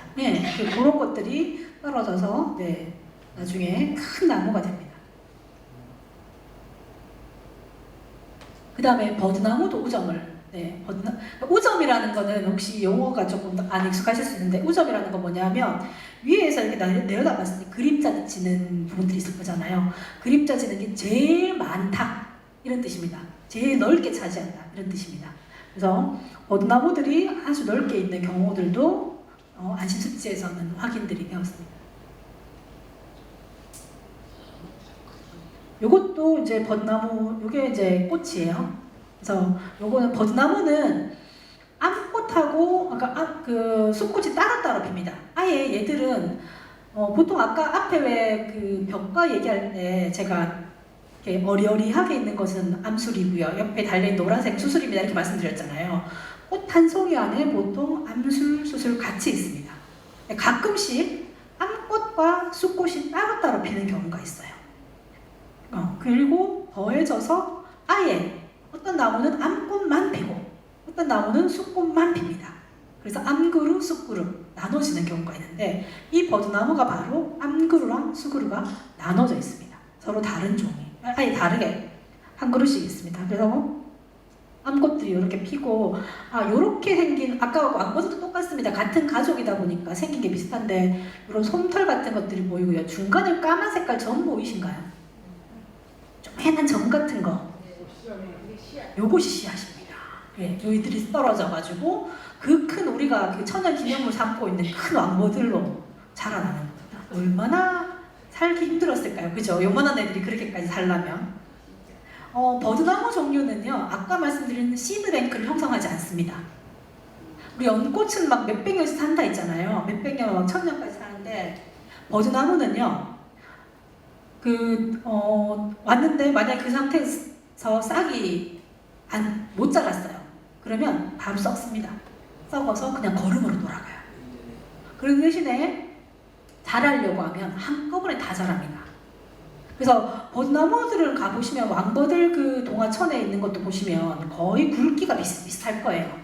그 다음에 성곽숲 가보셔도 굵기가 거의 비슷합니다. 얘들이 동시에 자라나서 숲을 만들어요. 그래서 그런 숲을 우리는 일제림이라고 합니다. 일제히 자라가지고 숲을 만들었다 이렇게 하거든요. 그래서 버드나무는 일제림을 형성하는 그러한 식물들입니다. 그래서 여기 지금 예전에 어디야? 지금 달성습지 안쪽에 가보시면 거기도 버드나무 종류들이 일제히 자라거든요. 정말 키가 똑같았었어요. 막 그 몇백 미터가 다 똑같습니다. 동시에 자라요. 어떨 때 자라냐면 얘들은 그러면 자라는 그 타이밍이 있을 거 아니에요. 자라는 타이밍이 언제냐면 며칠 전에 비가 와야 돼요. 비가 오고 난 다음에 비 오고 있을 때도 안 돼. 그때 떨어져도 소용이 없고요. 비 오고 난 다음에 물이 좀 빠졌어요. 그러면 땅이 약간 꿉꿉한 상태가 됩니다. 꿉꿉하다는 거 아시죠? 무슨 말인지. 예, 짜면 물 안 나오는데 왜 수건 같은 경우에도 왜 물기는 머금고 있는 그 상태. 그런 며칠 전에 비가 와서 꿉꿉한 상태가 되면 그런 땅에서 싹이 올라오는 거예요. 그러니까 이제 며칠 전에 비 와야 되죠. 그다음에 계속 비 오면 안 되죠. 비 오고 난 다음에 좀 약간 물이 빠져나가서 말라야 되는데 완전 마르면 안 되죠. 그 타이밍에 그때만 버드나무 종류들은 싹을 틔웁니다. 그렇게 성장을 하고요. 네, 이제 요까지가 저희가 쭉 지금까지 이제 그 안심습지에 있는 식물 사회들을 중심으로 설명을 드렸는데, 안심습지 이번에 이제 파견습지를 가는 이유 중에 하나는 뭐냐면, 다음 주에 저희 현장을 갈 때 파견습지는 그때 김정원 교수님께서도 말씀하셨지만 숨은 서식처이고 좀 더 자연적인 습지에 가깝다고 하면 이 안심습지는요. 습지 자체도 괜찮긴 한데 가장자리 바깥쪽에 농사를 엄청 많이 지어요. 그러다 보니까 다른 종들이 여기에 이런 종들이 있을 만한 굳이 뭐 이런 애들이 막 많이 들어와 있습니다. 그런 것들이 좀 차이다라고 말씀을 드릴 수 있고, 지금 설명드리는 이 식물은 아마 이름을 잘 들어보신 분이 별로 없으실 텐데 털물참새피라고 하는 물참새피가 있고요. 털물참새피가 있는데 둘 다 귀화식물입니다. 귀화식물이라는 거는 우리 사람도 귀화했다고 표현하는 것처럼 원래부터 우리나라 살던 애일까요? 외국에서 들어온 애일까요? 그렇죠. 외국에서 들어왔는데 들어와서 그냥 가만히 있는 게 아니고 우리나라 땅에 자리 잡고 산다는 뜻입니다. 그러면 안 그런 종도 있나요? 라고 물어볼 수 있는데 대표적인 종이 은행나무? 은행나무 혹시 은행 그렇게 많이 떨어졌는데 다시 싹 나가지고 크게 자라는 거 보신 적 있습니까? 없죠. 은행나무도 아까 연꽃처럼 무조건 사람들이 심어야지만 자라는 나무입니다. 그런 경우가 있고 어떤 경우에는 뭐가 있을까요? 우리는 안 심었는데 우리나라 종은 아니야. 근데 혼자 잘 자라요. 그런 종들 중에 하나가 달맞이꽃? 네, 달맞이꽃 들어보셨죠? 달맞이꽃은 우리나라 종이 아닙니다. 외국에서 들어왔어요. 근데 그냥 야생 상태로 자연 상태에서 자기들끼리 알아서 잘 살아가요. 그런 종들을 귀화식물이라고 표현합니다. 네. 이 털물 참새피가 바로 귀화식물인데 지금 이제 이 줄기에 보면 털이 막 자자자자 나 있어요. 그게 특징이라서 물 참새피하고 구분이 되고 이렇게 약간 V자처럼 열매들이 닿고 있는데 깜짝 놀랐습니다. 조사 갔다가 여기에 털물 참새피가 많아가지고 그래서 다른 기록을 봐도 털물 참새피가 자란다는 기록을 제가 못 봤거든요. 근데 이곳이 어디냐 하면 아까 이 뒤에가 마름 있던 곳이에요. 그래서 우리가 습지 두 군데 있다 했잖아요. 동쪽 하나, 서쪽 하나 쪽에 있고 서쪽이 조금 더 물 깊은 데가 있는데 그 물 깊은 것이 끝나는 자리 쪽에 보면 얘들이 넓게 있습니다. 지금 요렇게 보이는 이만큼이 전부 다 털물 참새피 한 종이에요. 얘는 조사를 하러 들어가잖아요. 딱 바른 순간 어떨 때는 가스가 막 보글보글 올라오고요. 그 다음에 기본적으로 안 좋은 냄새가 확 올라옵니다. 물이 막 엄청 썩어 있어요. 그리고 이 얘들이 많은 곳은 지금 물 겨우 보이는데 땅 밑으로 물하고 땅하고 사이에 이만큼들이 뿌리로 막 다 흩어 있습니다. 그러다 보니까 다른 식물들이 여기에 아예 들어가 살지를 못해요. 그래서 이곳에 종 다양성을 엄청 떨어뜨리고 수질을 엄청 악화시키는 그런 종입니다. 실제로 환경부에서도 털물 참새피는 생태계 위해종으로 지정을 해놨어요. 그렇기 때문에. 근데 이것이 지금 안심수치에 큰 군락들을 만들고 있어가지고 약간 우려가 되는, 걱정이 되고 있는 그러한 식물 군락들이 있었습니다. 이거는 군락이라고 이름을 붙여야 될까, 밭으로 이름을 붙여야 될까 한참 고민을 하다가 다 군락이라고 붙였기 때문에 그냥 할 수 없이 그냥 군락으로 붙였는데 보이시는 것처럼 여기는 그냥 밭농사 짓고 있는 곳이 가죽나무를 심었더라고요. 우리 가죽나무 드시잖아요, 그죠? 그래서 가죽나무를 어릴 때 생각해보면 그 동네 하나에 그냥 한두 그루 정도? 그렇게 많지 않았던 것 같아요. 그냥 집마다 막 다 있는 것도 아니고 어떤 집 있고 어떤 집 없고 그런 정도로 있었는데 지금은 그 가죽나무 또 이렇게 향을 또 그 냄새를 또 좋아하시는 분들도 계시고 하니까 밭에서 저렇게 키우는 경우들이 있는가 봐요. 그래서 그거를 그냥 밭도 아니고 이 안심수치 그 공간 안에서 확인을 했습니다. 아마 누군가가 몰래 살짝 심었던 것이거나 제가 그 집원을 확인하지 못했는데 사유지거나 둘 중에 하나가 아닐까 싶은데 어쨌건 이 가죽나무가 많이 있습니다. 우리나라 종 아니고요. 중국 원산입니다. 중국에서 우리나라 들어왔던 종이고요. 열매가 이렇게 생겼습니다. 요거 하나가 거의 제 머리 한 두세 개 정도 엄청나게 많이 달립니다. 그런데다가 여기 지금 생긴 것 보면 중간에 약간 볼록하죠? 볼록한 게 있고 가장자리 날개처럼 생긴 것들이 있어가지고 막 날아갔다가 납작하니까 바위 틈 같은 데 막 박힙니다. 그래서 이번에 파련습지 가서도 한번 이제 보여드릴 텐데 얘들은 약간 그 생태계에서 조금 걱정이 되는 종들입니다. 생태계에서 어떤 부분들이 걱정이 되냐면 여러 가지가 있어서 그 우리나라 원래 살고 있는 그 하시계 절벽에 살고 있는 자생식물들한테 그늘을 만들어주기 때문에 그 밑에 살고 있던 자생식물들이 잘 자라지 못하게 하는 문제가 첫 번째 하나가 있고요. 두 번째 문제는 뭐냐면 얘를 일부러 사진을 갖고 왔는데 혹시 이렇게 비슷하게 생긴 매미도 아닌 것이 그 왜 나비도 아닌 것이 이렇게 빨갛게 돌아다니는 보신 적 있죠? 보통 이제 꽃매미라고 부르는 종인데 얘가 요 옆에 있는 요 이상하게 바구니처럼 생긴 요 상태는 그 애벌레 상태입니다. 얘들은 우리 애벌레가 이렇게 꼬물꼬물 기어가는 형태가 아니고 다른 형태의 이렇게 그 작은 그 약간 바구니처럼 생긴 이런 형태의 모양으로 탈피를 하거든요. 그래서 탈피할 때마다 이렇게 색깔이 조금씩 달라지는데 이것이 성충입니다. 얘들이 어릴 때, 요 상태, 애벌레 상태일 때 기주식물이라고 해요. 먹이가 되는 식물. 이 바로 가죽나무입니다. 그래서 이 가죽나무가 있다 하면 이 꽃매미가 주호 꽃매미인가요? 원래 정식 이름이 그렇지 싶은데 얘들이 항상 있어요. 그래서 주변에 이제 포도 농장 이런 것들이 있는 경우에는 얘들이 완전 난리가 납니다. 그냥 막 그쪽을 주변을 그냥 촉발시킨다 하더라고요. 그래서 엄청 문제가 되고 있는데 개의 지금 먹이가 되는 식물입니다. 얘들이 지금 습지 주변에도 많고, 근데 그뿐만 아니라 밭으로 지금 키우고 있는 이런 문제들이 발생하고 있었습니다. 요거는 솜대라고 하는데 이것도 지나가다 보면 그냥 바깥에 그냥 안심습지 중간에 막 보여요. 얘도 우리나라에 사는 종이 아니고요. 아니어서 이제 키운 겁니다. 심은 겁니다. 그래서 예전에 그 아까 보셨던 것처럼 안심습지가 예전부터 아주 좋은 배후 습지로 있던 곳이 아니고 사람들이 주변에 다 농사 짓고 있었고 강이 꺾어지는 자리를 이렇게 막아서 물을 그냥 제방을 쌓고 이렇게 하다 보니까 그 주변에 이제 이렇게 인위적으로 심은 것들이 좀 있었습니다. 이 솜대라고 하는 거는 대나무 종류 중에 하나죠. 예, 대나무 종류 중에 하나고 보통 많이 들어보셨던 게 왕대를 들어보셨을 거예요. 왕대 들어보셨죠? 그 우리 왜 이 뭐죠? 대나무 통밥 뭐 이런 거 할 때 왜 이렇게 대나무 이렇게 먹잖아, 그죠? 그런 것처럼 굵은 애들 이 왕대인데 얘는 거의 왕대랑 닮았어요. 거의 비슷하게 생기긴 했는데 조금 다릅니다. 그래서 이제 요것이 지금 솜대 꽃입니다.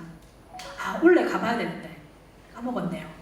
요거 사진 찍었던 데가 어디였냐면 저기 월곡 역사공원에서 찍은 거거든요. 달서구에. 네, 그래서 거기서 찍었는데 거기 솜대가 엄청 많이 심겨져 있었는데 작년인가 거기를 갔는데 꽃이 폈더라고요. 대나무 종류는 아시죠? 꽃 피고 나면 그래서 지금 어떻게 되는지 가봐야 되는데 깜빡했네.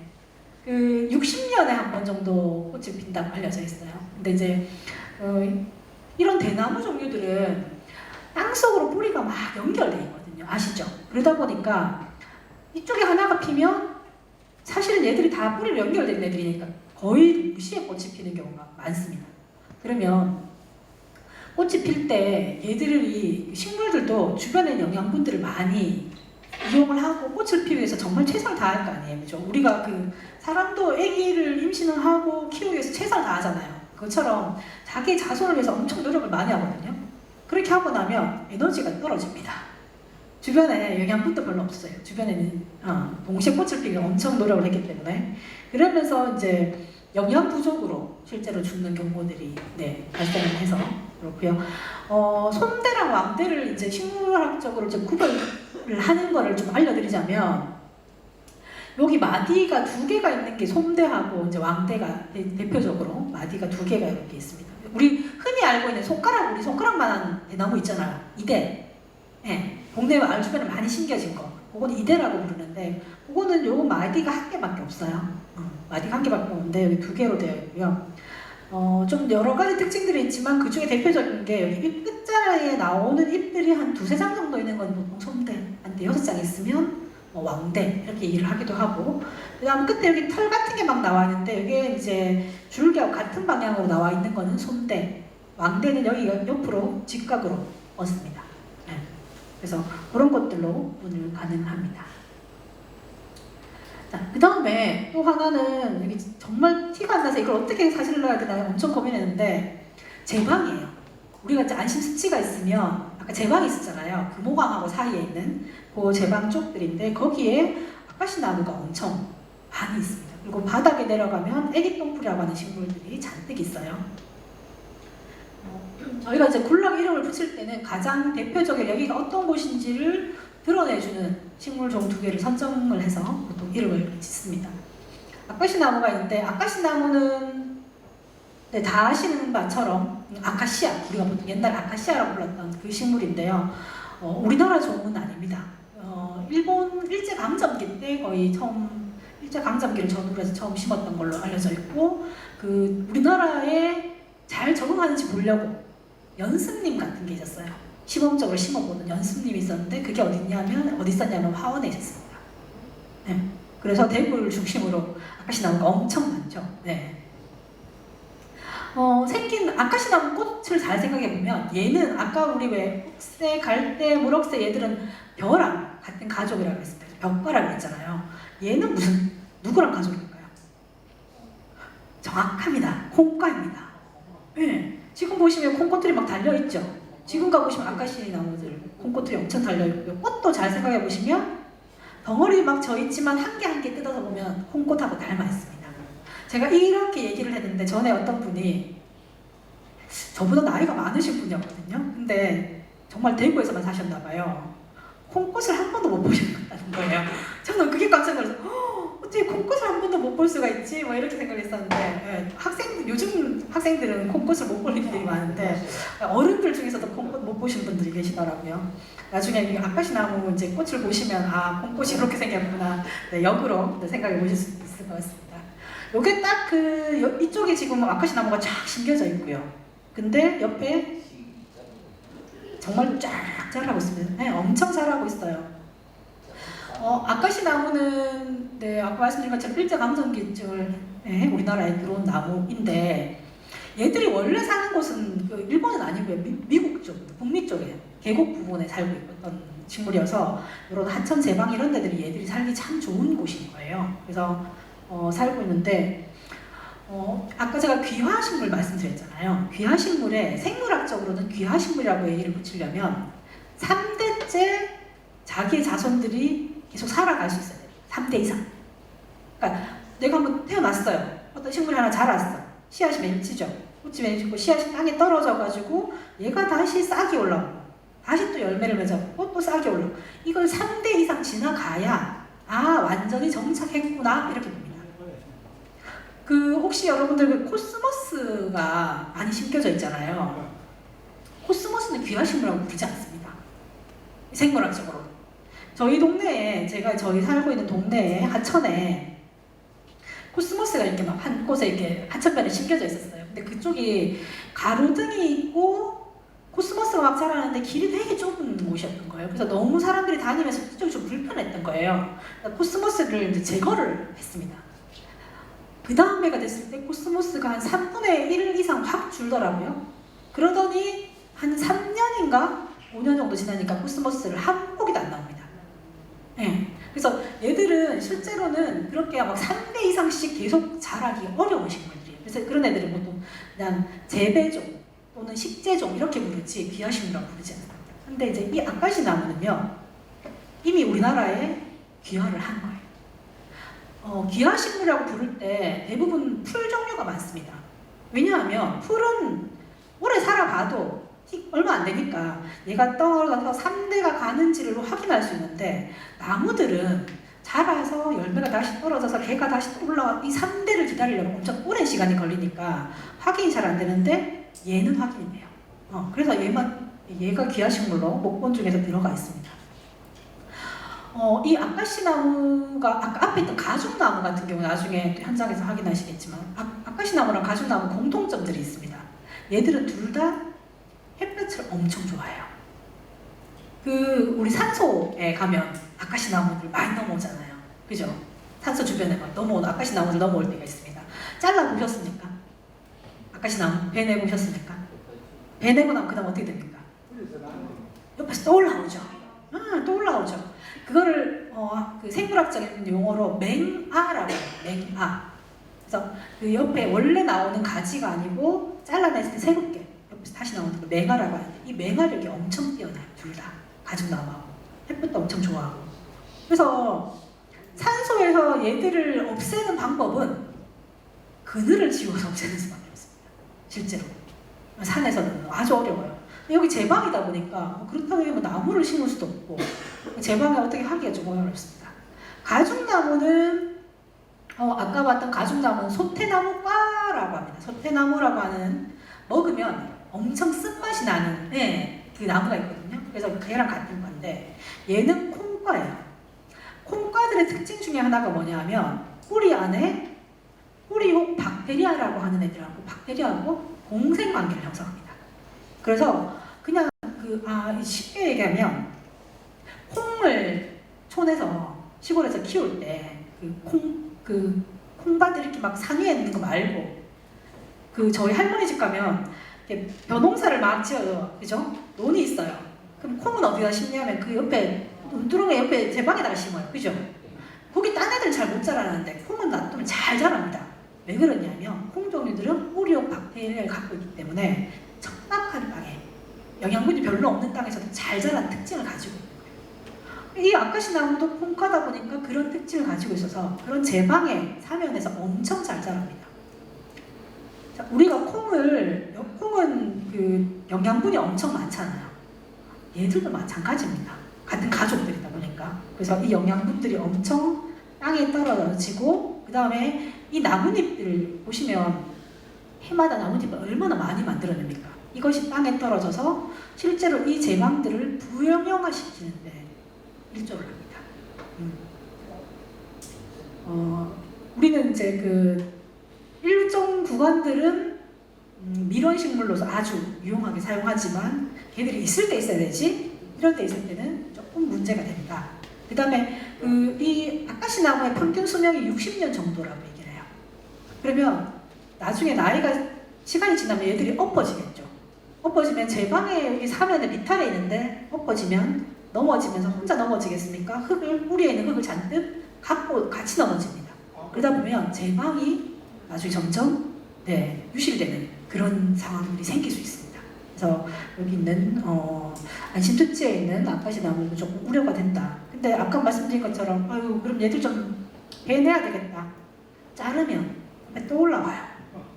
그게 좀 그래서 이걸 어떻게 해야 되나 조금 우려가 됩니다. 가급적이면 이 근처 쪽 이런 근처에 아카시 나무를 좀 안 심었으면 하는데 안 심어도 알아서 잘 내려와서 잘 자라더라고요. 큰일입니다. 자, 요게 바로 애기똥풀입니다. 그죠? 많이들 알고 계실 건데 요 딱 자르면 노란색 애기 나와요. 그래서 그것이 이제 100일 정도 전 100일 되기 전 애기들 왜 물똥 싸잖아. 노란색 물똥. 그거랑 똑같다 그래서 이름이 애기똥풀입니다. 아까 말씀드렸던 이 애기똥풀의 그 노란 색깔 액은요. 다른 그 벌레들이 나를 못 먹게 여기다가 화학 물질을 쌓아놓은 거예요. 지금 보시면 벌레 묻은 흔적이 하나도 없습니다. 네. 저희는 한 번씩 어디 조사 나갔다가 그 벌레들한테 쏘이거나 모기 물리잖아요. 그러면 애기똥을 끊어가지고 바릅니다. 잘 됐습니다. 네, 아주 좋은 치료제가예요. 자, 그러면 좀 전에 있던 아카시 나무 같은 그런 제방 사면에 아카시 나무가 있고 여기 옆에는 지금 아카시 나무입니다. 얘들이 없으면 누가 살 것인가를 봤을 때 바로 참느릅나무라고 하는 이 종들이 원래 여기 살아갈 만한 애들이에요. 이 혹시 느릅나무 들어보셨나요? 많이 들어보셨죠? 약으로 많이 쓰였죠? 약으로 특히 지혈제 뭐 이런 걸로도 많이 쓰고 한다고 제가 그렇게 알고 있는데 우리나라에서 먹을 수 있거나 되게 흔하다라는 의미의 딱 한 글자 붙여준 단어가 있습니다. 이게 바로 참이죠. 참이라는 거는 거기에다 좋다, 진짜다, 최고다 이런 뜻도 있습니다. 그래서 새 중에 제일 흔한 새는 무슨 새다? 참새. 그렇죠. 나무 중에 제일 좋은 나무 뭐다? 참나무. 왜 참나무일까요? 그렇죠. 도토리가 달린 나무를 참나무를 하잖아요. 그래서 도토리를 먹어서 우리 구황 작물이잖아요. 배고픔을 잊게 해주는 정말 좋은 나무예요. 그래서 참나무. 그 다음에 깨 중에 제일 좋은 깨는 참깨. 그렇죠. 기름 중에 제일 좋은 기름 참기름. 다 그렇게 된 거예요. 그래서 이 느릅나무들 중에서도 제일 효능이 좋다 그래요. 예전에 제가 식물원에서 일을 했었는데 저희 원장님은 이제 낯질하거나 뭐 이렇게 하다가 손에 이렇게 상처가 나잖아요. 다리나 이런 데 상처 나면 참느릅나무 껍질 그 껍질 부분이 있거든요. 안쪽에 보면 미끈미끈합니다. 그 부분을 이렇게 감아 놓으셨어요.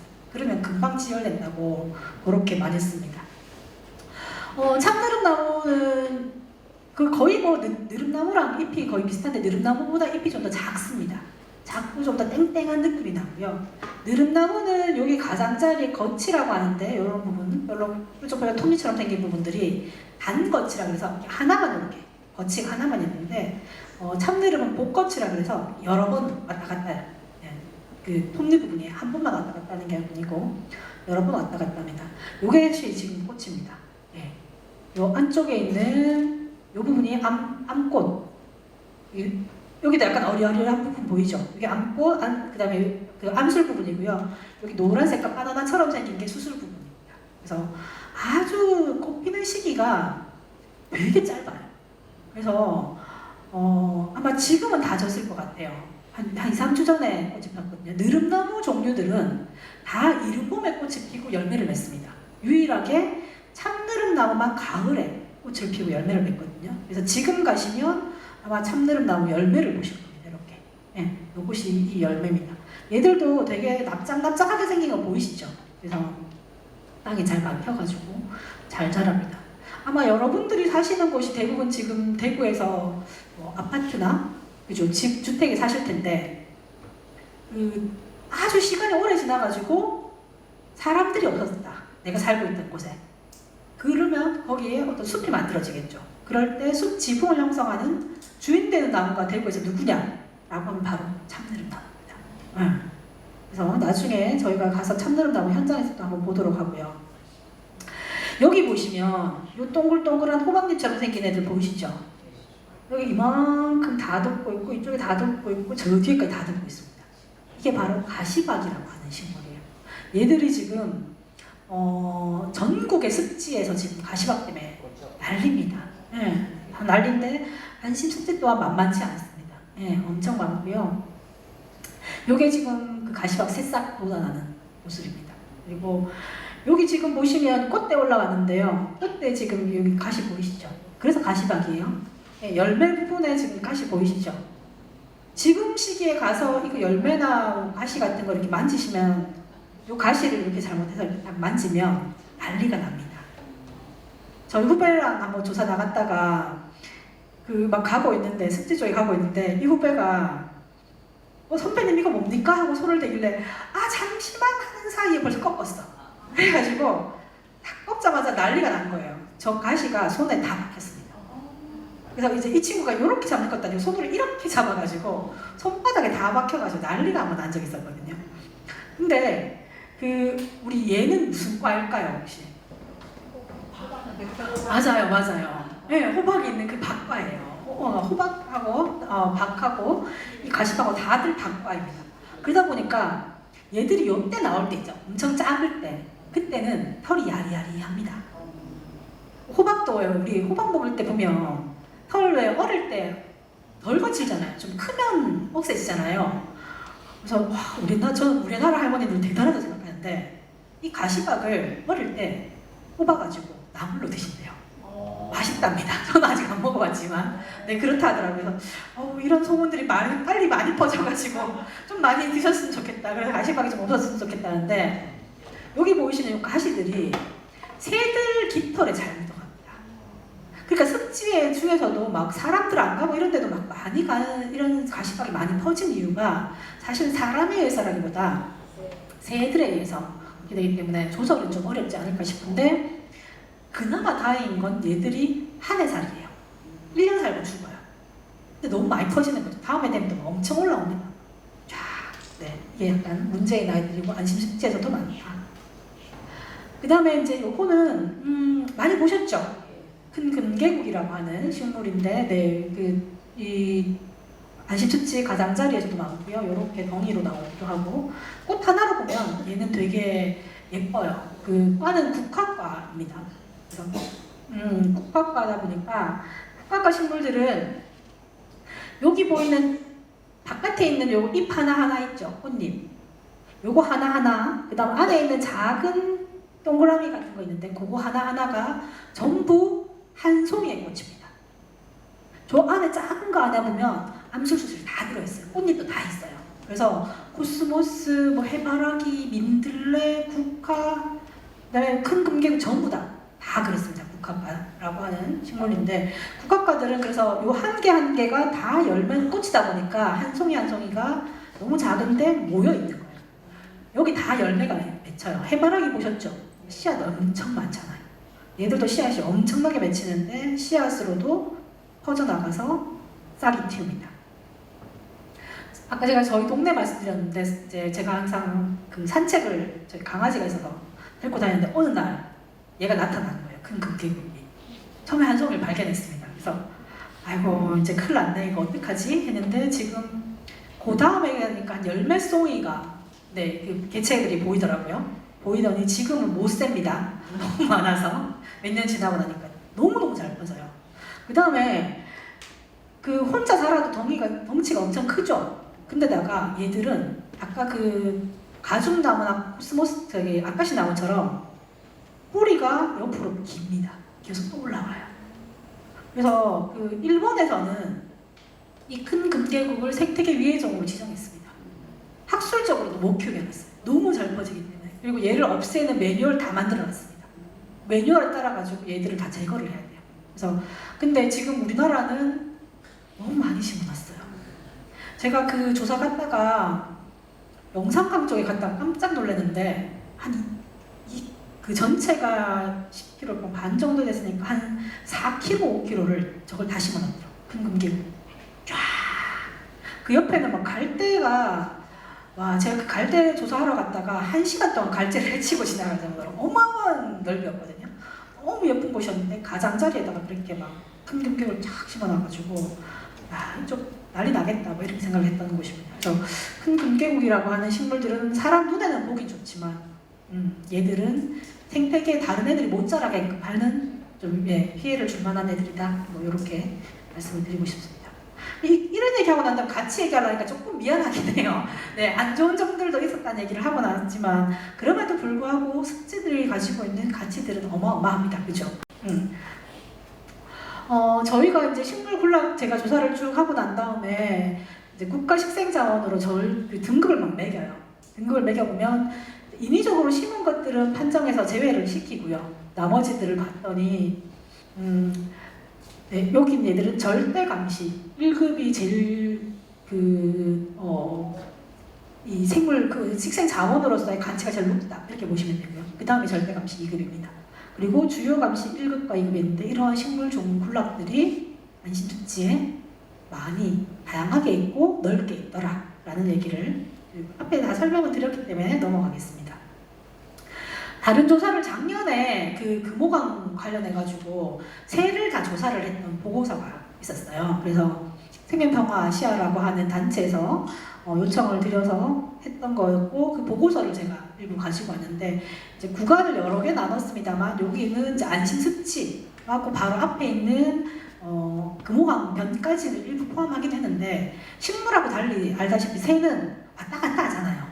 그래서 여기 안심습지도 그 금호강도 가고 이렇게 왔다 갔다 하기 때문에 그 정도 구간에서 관찰했던 종들인데 멸종위기 1급, 2급 천연기념물 특정종 해서 다양한 종들이 출현을 했습니다. 그 중에서도 근데 보니까 그 출연을 했지만 제일 많은 거는 인물 강아지가 제일 많은 거 맞나요? 알라보리가 제일 많은 거였네요. 그래서 알라보리, 참새 뭐 이런 애들인데 실제로 오리 종류들, 그다음에 그 고니 종류들이 많이 찾고 있는 그러한 공간이었습니다. 사진이 키우니까 잘 안 보이네요. 이것이 이제 흑분이라고 하는 이 부분이 이제 까맣다고 해서 아마 흑분이라고 하는 것 같은데 옛날에 우리가 백조라고 불렀던 그 종이 곤입니다. 우리나라 말로 곤이에요. 그래서 그 곤이가 종류가 여러 가지가 있습니다. 그냥 곤이도 있고 흑곤이도 있고 뭐 큰 곤이도 있고 뭐 여러 가지가 있습니다. 그 중에서도 이 흑곤이가 멸종위기 야생생물 1급입니다. 멸종위기 야생생물이라는 단어가 붙은 거는 무슨 뜻이냐면 귀한 것도 귀한 거고요. 거기 한층 더 나가서 법적으로 보호하는 종입니다. 법에서 보호해주는 거예요. 너무너무 귀해졌기 때문에 법으로 보호하는 종이 바로 멸종위기 야생생물입니다. 1급은 좀 더 많이 귀하고요. 2급은 조금 덜 귀합니다. 그래도 이제 얘들은 막 날아다니고 왔다 갔다 하니까 실제로 좀 우리가 볼 수 있는 거지. 저희 같은 식물학을 전공하는 사람들 입장에서는 멸종위기 야생생물 1급은 거의 잘 만나지 못할 정도로 안 흔합니다. 정말 희귀해요. 그리고 어떤 종들은 예전에 흔했지만 지금 많이 귀해진 종들도 많이 있고요. 그래서 이런 것들도 있고, 그래서 멸종위기 야생생물 2급의 종들은 또 있습니다. 그리고 다 이제 안심축제에서 찍은 사진으로 올려놓으셨기에 제가 살짝 들고 왔습니다. 그래서 이런 종들도 실제로 살고 있습니다. 우리가 아까 연도 있었고 그다음에 줄도 있었고 그죠? 이런 종들 마름도 있었고 이렇게 있었잖아요. 그러한 생물들이 이곳을 찾고 있는 조류들한테 상당히 중요한 먹이 자원 되기도 하고 숨을 수 있는 공간으로서 역할을 많이 합니다. 그래서 이런 습지들에서는 그 중요도들이 훨씬 더 높아지는데 여기에선 조사가 안 됐지만 습지에 있어서 대단히 중요한 종 중에 하나가 바로 양서류하고 파충류가 있습니다. 파충류는 우리 뱀 종류들을 파충류라고 부르고요. 개구리 종류들을 양서류라고 부릅니다. 그죠? 그래서 그런 종류들은 새는 그나마 이렇게 날아서 이동하지만 동물은 우리가 움직일 수 있어서 막 아무 때나 다 갈 수 있는 것처럼 생각이 되어지지만 생각보다 이동 거리가 이렇게 멀지 않습니다. 곤충도 마찬가지고 양서 파충류들도 이동할 수 있는 거리가 멀지 않기 때문에 걔들이 살고 있는 곳들이 줄어들거나 사라지면 더 이상 거기 살아가기가 힘들어지는 거예요. 그래서 전 세계적으로 이런 우리가 보호해줘야 되는 곳이다 라고 할 때 기준 중에 상당히 많이 제시하고 있는 것이 양서 파충류들. 예. 안심습지에서는 그 식물종에서는 이런 멸종위기종은 없었습니다. 우리는 또 한번 생각해봐야 됩니다. 멸종위기라고 해서 흔하지 않고 귀한 애들만 소중한가? 우리가 늘 주변에 흔하게 보는 것들은 안 소중한가? 라는 생각들을 해야 돼요. 지금은 흔해서 소중하지 않다고 생각할 수 있지만 나중에 어떻게 될지 모르는 겁니다. 안심습지에도 틀림없이 저희가 조사 갔다가 봤던 애 중에 하나가 고라니가 있었어요. 고라니 다 아시잖아요. 고라니가 우리는 워낙 흔해서 별 생각 없지만 전 세계적으로 보면 고라니는 멸종위기종입니다. 고라니가 전 세계 고라니의 90%가 우리나라 살아요. 남한에 살아요. 남한에. 북한 아니고 우리나라. 예. 그래서 전 세계적인 고라니는 일본만 가도 없습니다. 고라니 안 살아요. 우리나라, 북한, 그 다음에 우리나라 마주보고 있는 중국 쪽 일부. 그래서 중국이랑 북한에서도 멸종위기종으로 지정하고 있어요. 우리나라는 전 세계 90%가 살고 있으니까 지정할 필요가 없어서 우리는 안 지정했어요. 근데 전 세계에서 그렇게 멸종위기가 되는 종들을 다 목록을 작성을 해놓거든요. IUCN이라는 곳에서. 멸종위기 종을 할 때 보면 거기에 있는 보고서에 의하면 최근 한 10년간 우리나라 남한에 있는 고라니의 개체의 3분의 1이 줄어들었다고 얘기하고 있어요. 고라니는 워터디어라고 부릅니다. 영어로. 그러니까 이제 물을 좋아하는 사슴 종류라는 뜻이겠죠. 그러다 보니까 얘는 항상 물 주변에 이렇게 있는데 살아가요. 사람들이 자꾸 아까 우리 안심습지 옆에는 금호강 줄어든 거 보셨죠? 이것처럼 점점 습지 줄이고 대구는 습지가 정말 많았잖아요. 다 메꿨잖아. 그죠? 우리 알고 있는 것처럼 배장원도 있었고 KBS 쪽에 있는 것도 범어동 쪽도 그렇고 등등등등 해서 엄청 많은 못들을 다 메웠습니다. 메우고 사람들이 거기 살아가요. 그렇게 하다 보니까 이러한 여러 가지 야생생물들이 점점 살 곳을 잃어가고 있다. 그래서 우리는 여기 있는 야생생물들도 상당히 멸종위기 야생생물도 중요하지만 지금 우리 주변에 있는 다양한 생물들에 대해서 소중하게 생각하고 우리 바로 옆에 있는 자연들을 아낄 수 있어야 된다라는 말씀을 마지막으로 좀 더 드리고 싶습니다. 이건 더 안 좋아서 그렇고 네. 하여튼 그래서 이제 우리가 이제 안심습지가 여러 가지 가치들을 쭉 얘기를 할 수 있는데 제가 조사했던 바에 의하면 식물이 한 217종이 출연을 했고 조류도 102종이 작년에 확인이 됐습니다. 그랬습니다. 그래서 이런 여러 가지 다양한 생태적 가치, 교육적 가치, 문화적 가치를 가지고 있어요. 대구가 우리는 광역시지 않습니까? 그 전국에서 인구도 많고 그죠? 엄청 도시화가 된 발달한 곳이라고 생각하지만 의외로 이러한 습지라던가 아까 말씀드린 파련숲처럼 숨은 서식처 이런 것들도 많고 그래서 자연이 아직 잔존해 있는 온전한 상태로 잘 남아있는 공간들이 많이 있는 곳이다 라고 생각을 하시고 그런 부분들에 대해서 관심을 가져주시면 좋겠다라는 말씀을 드리면서 마치도록 하겠습니다. 감사합니다.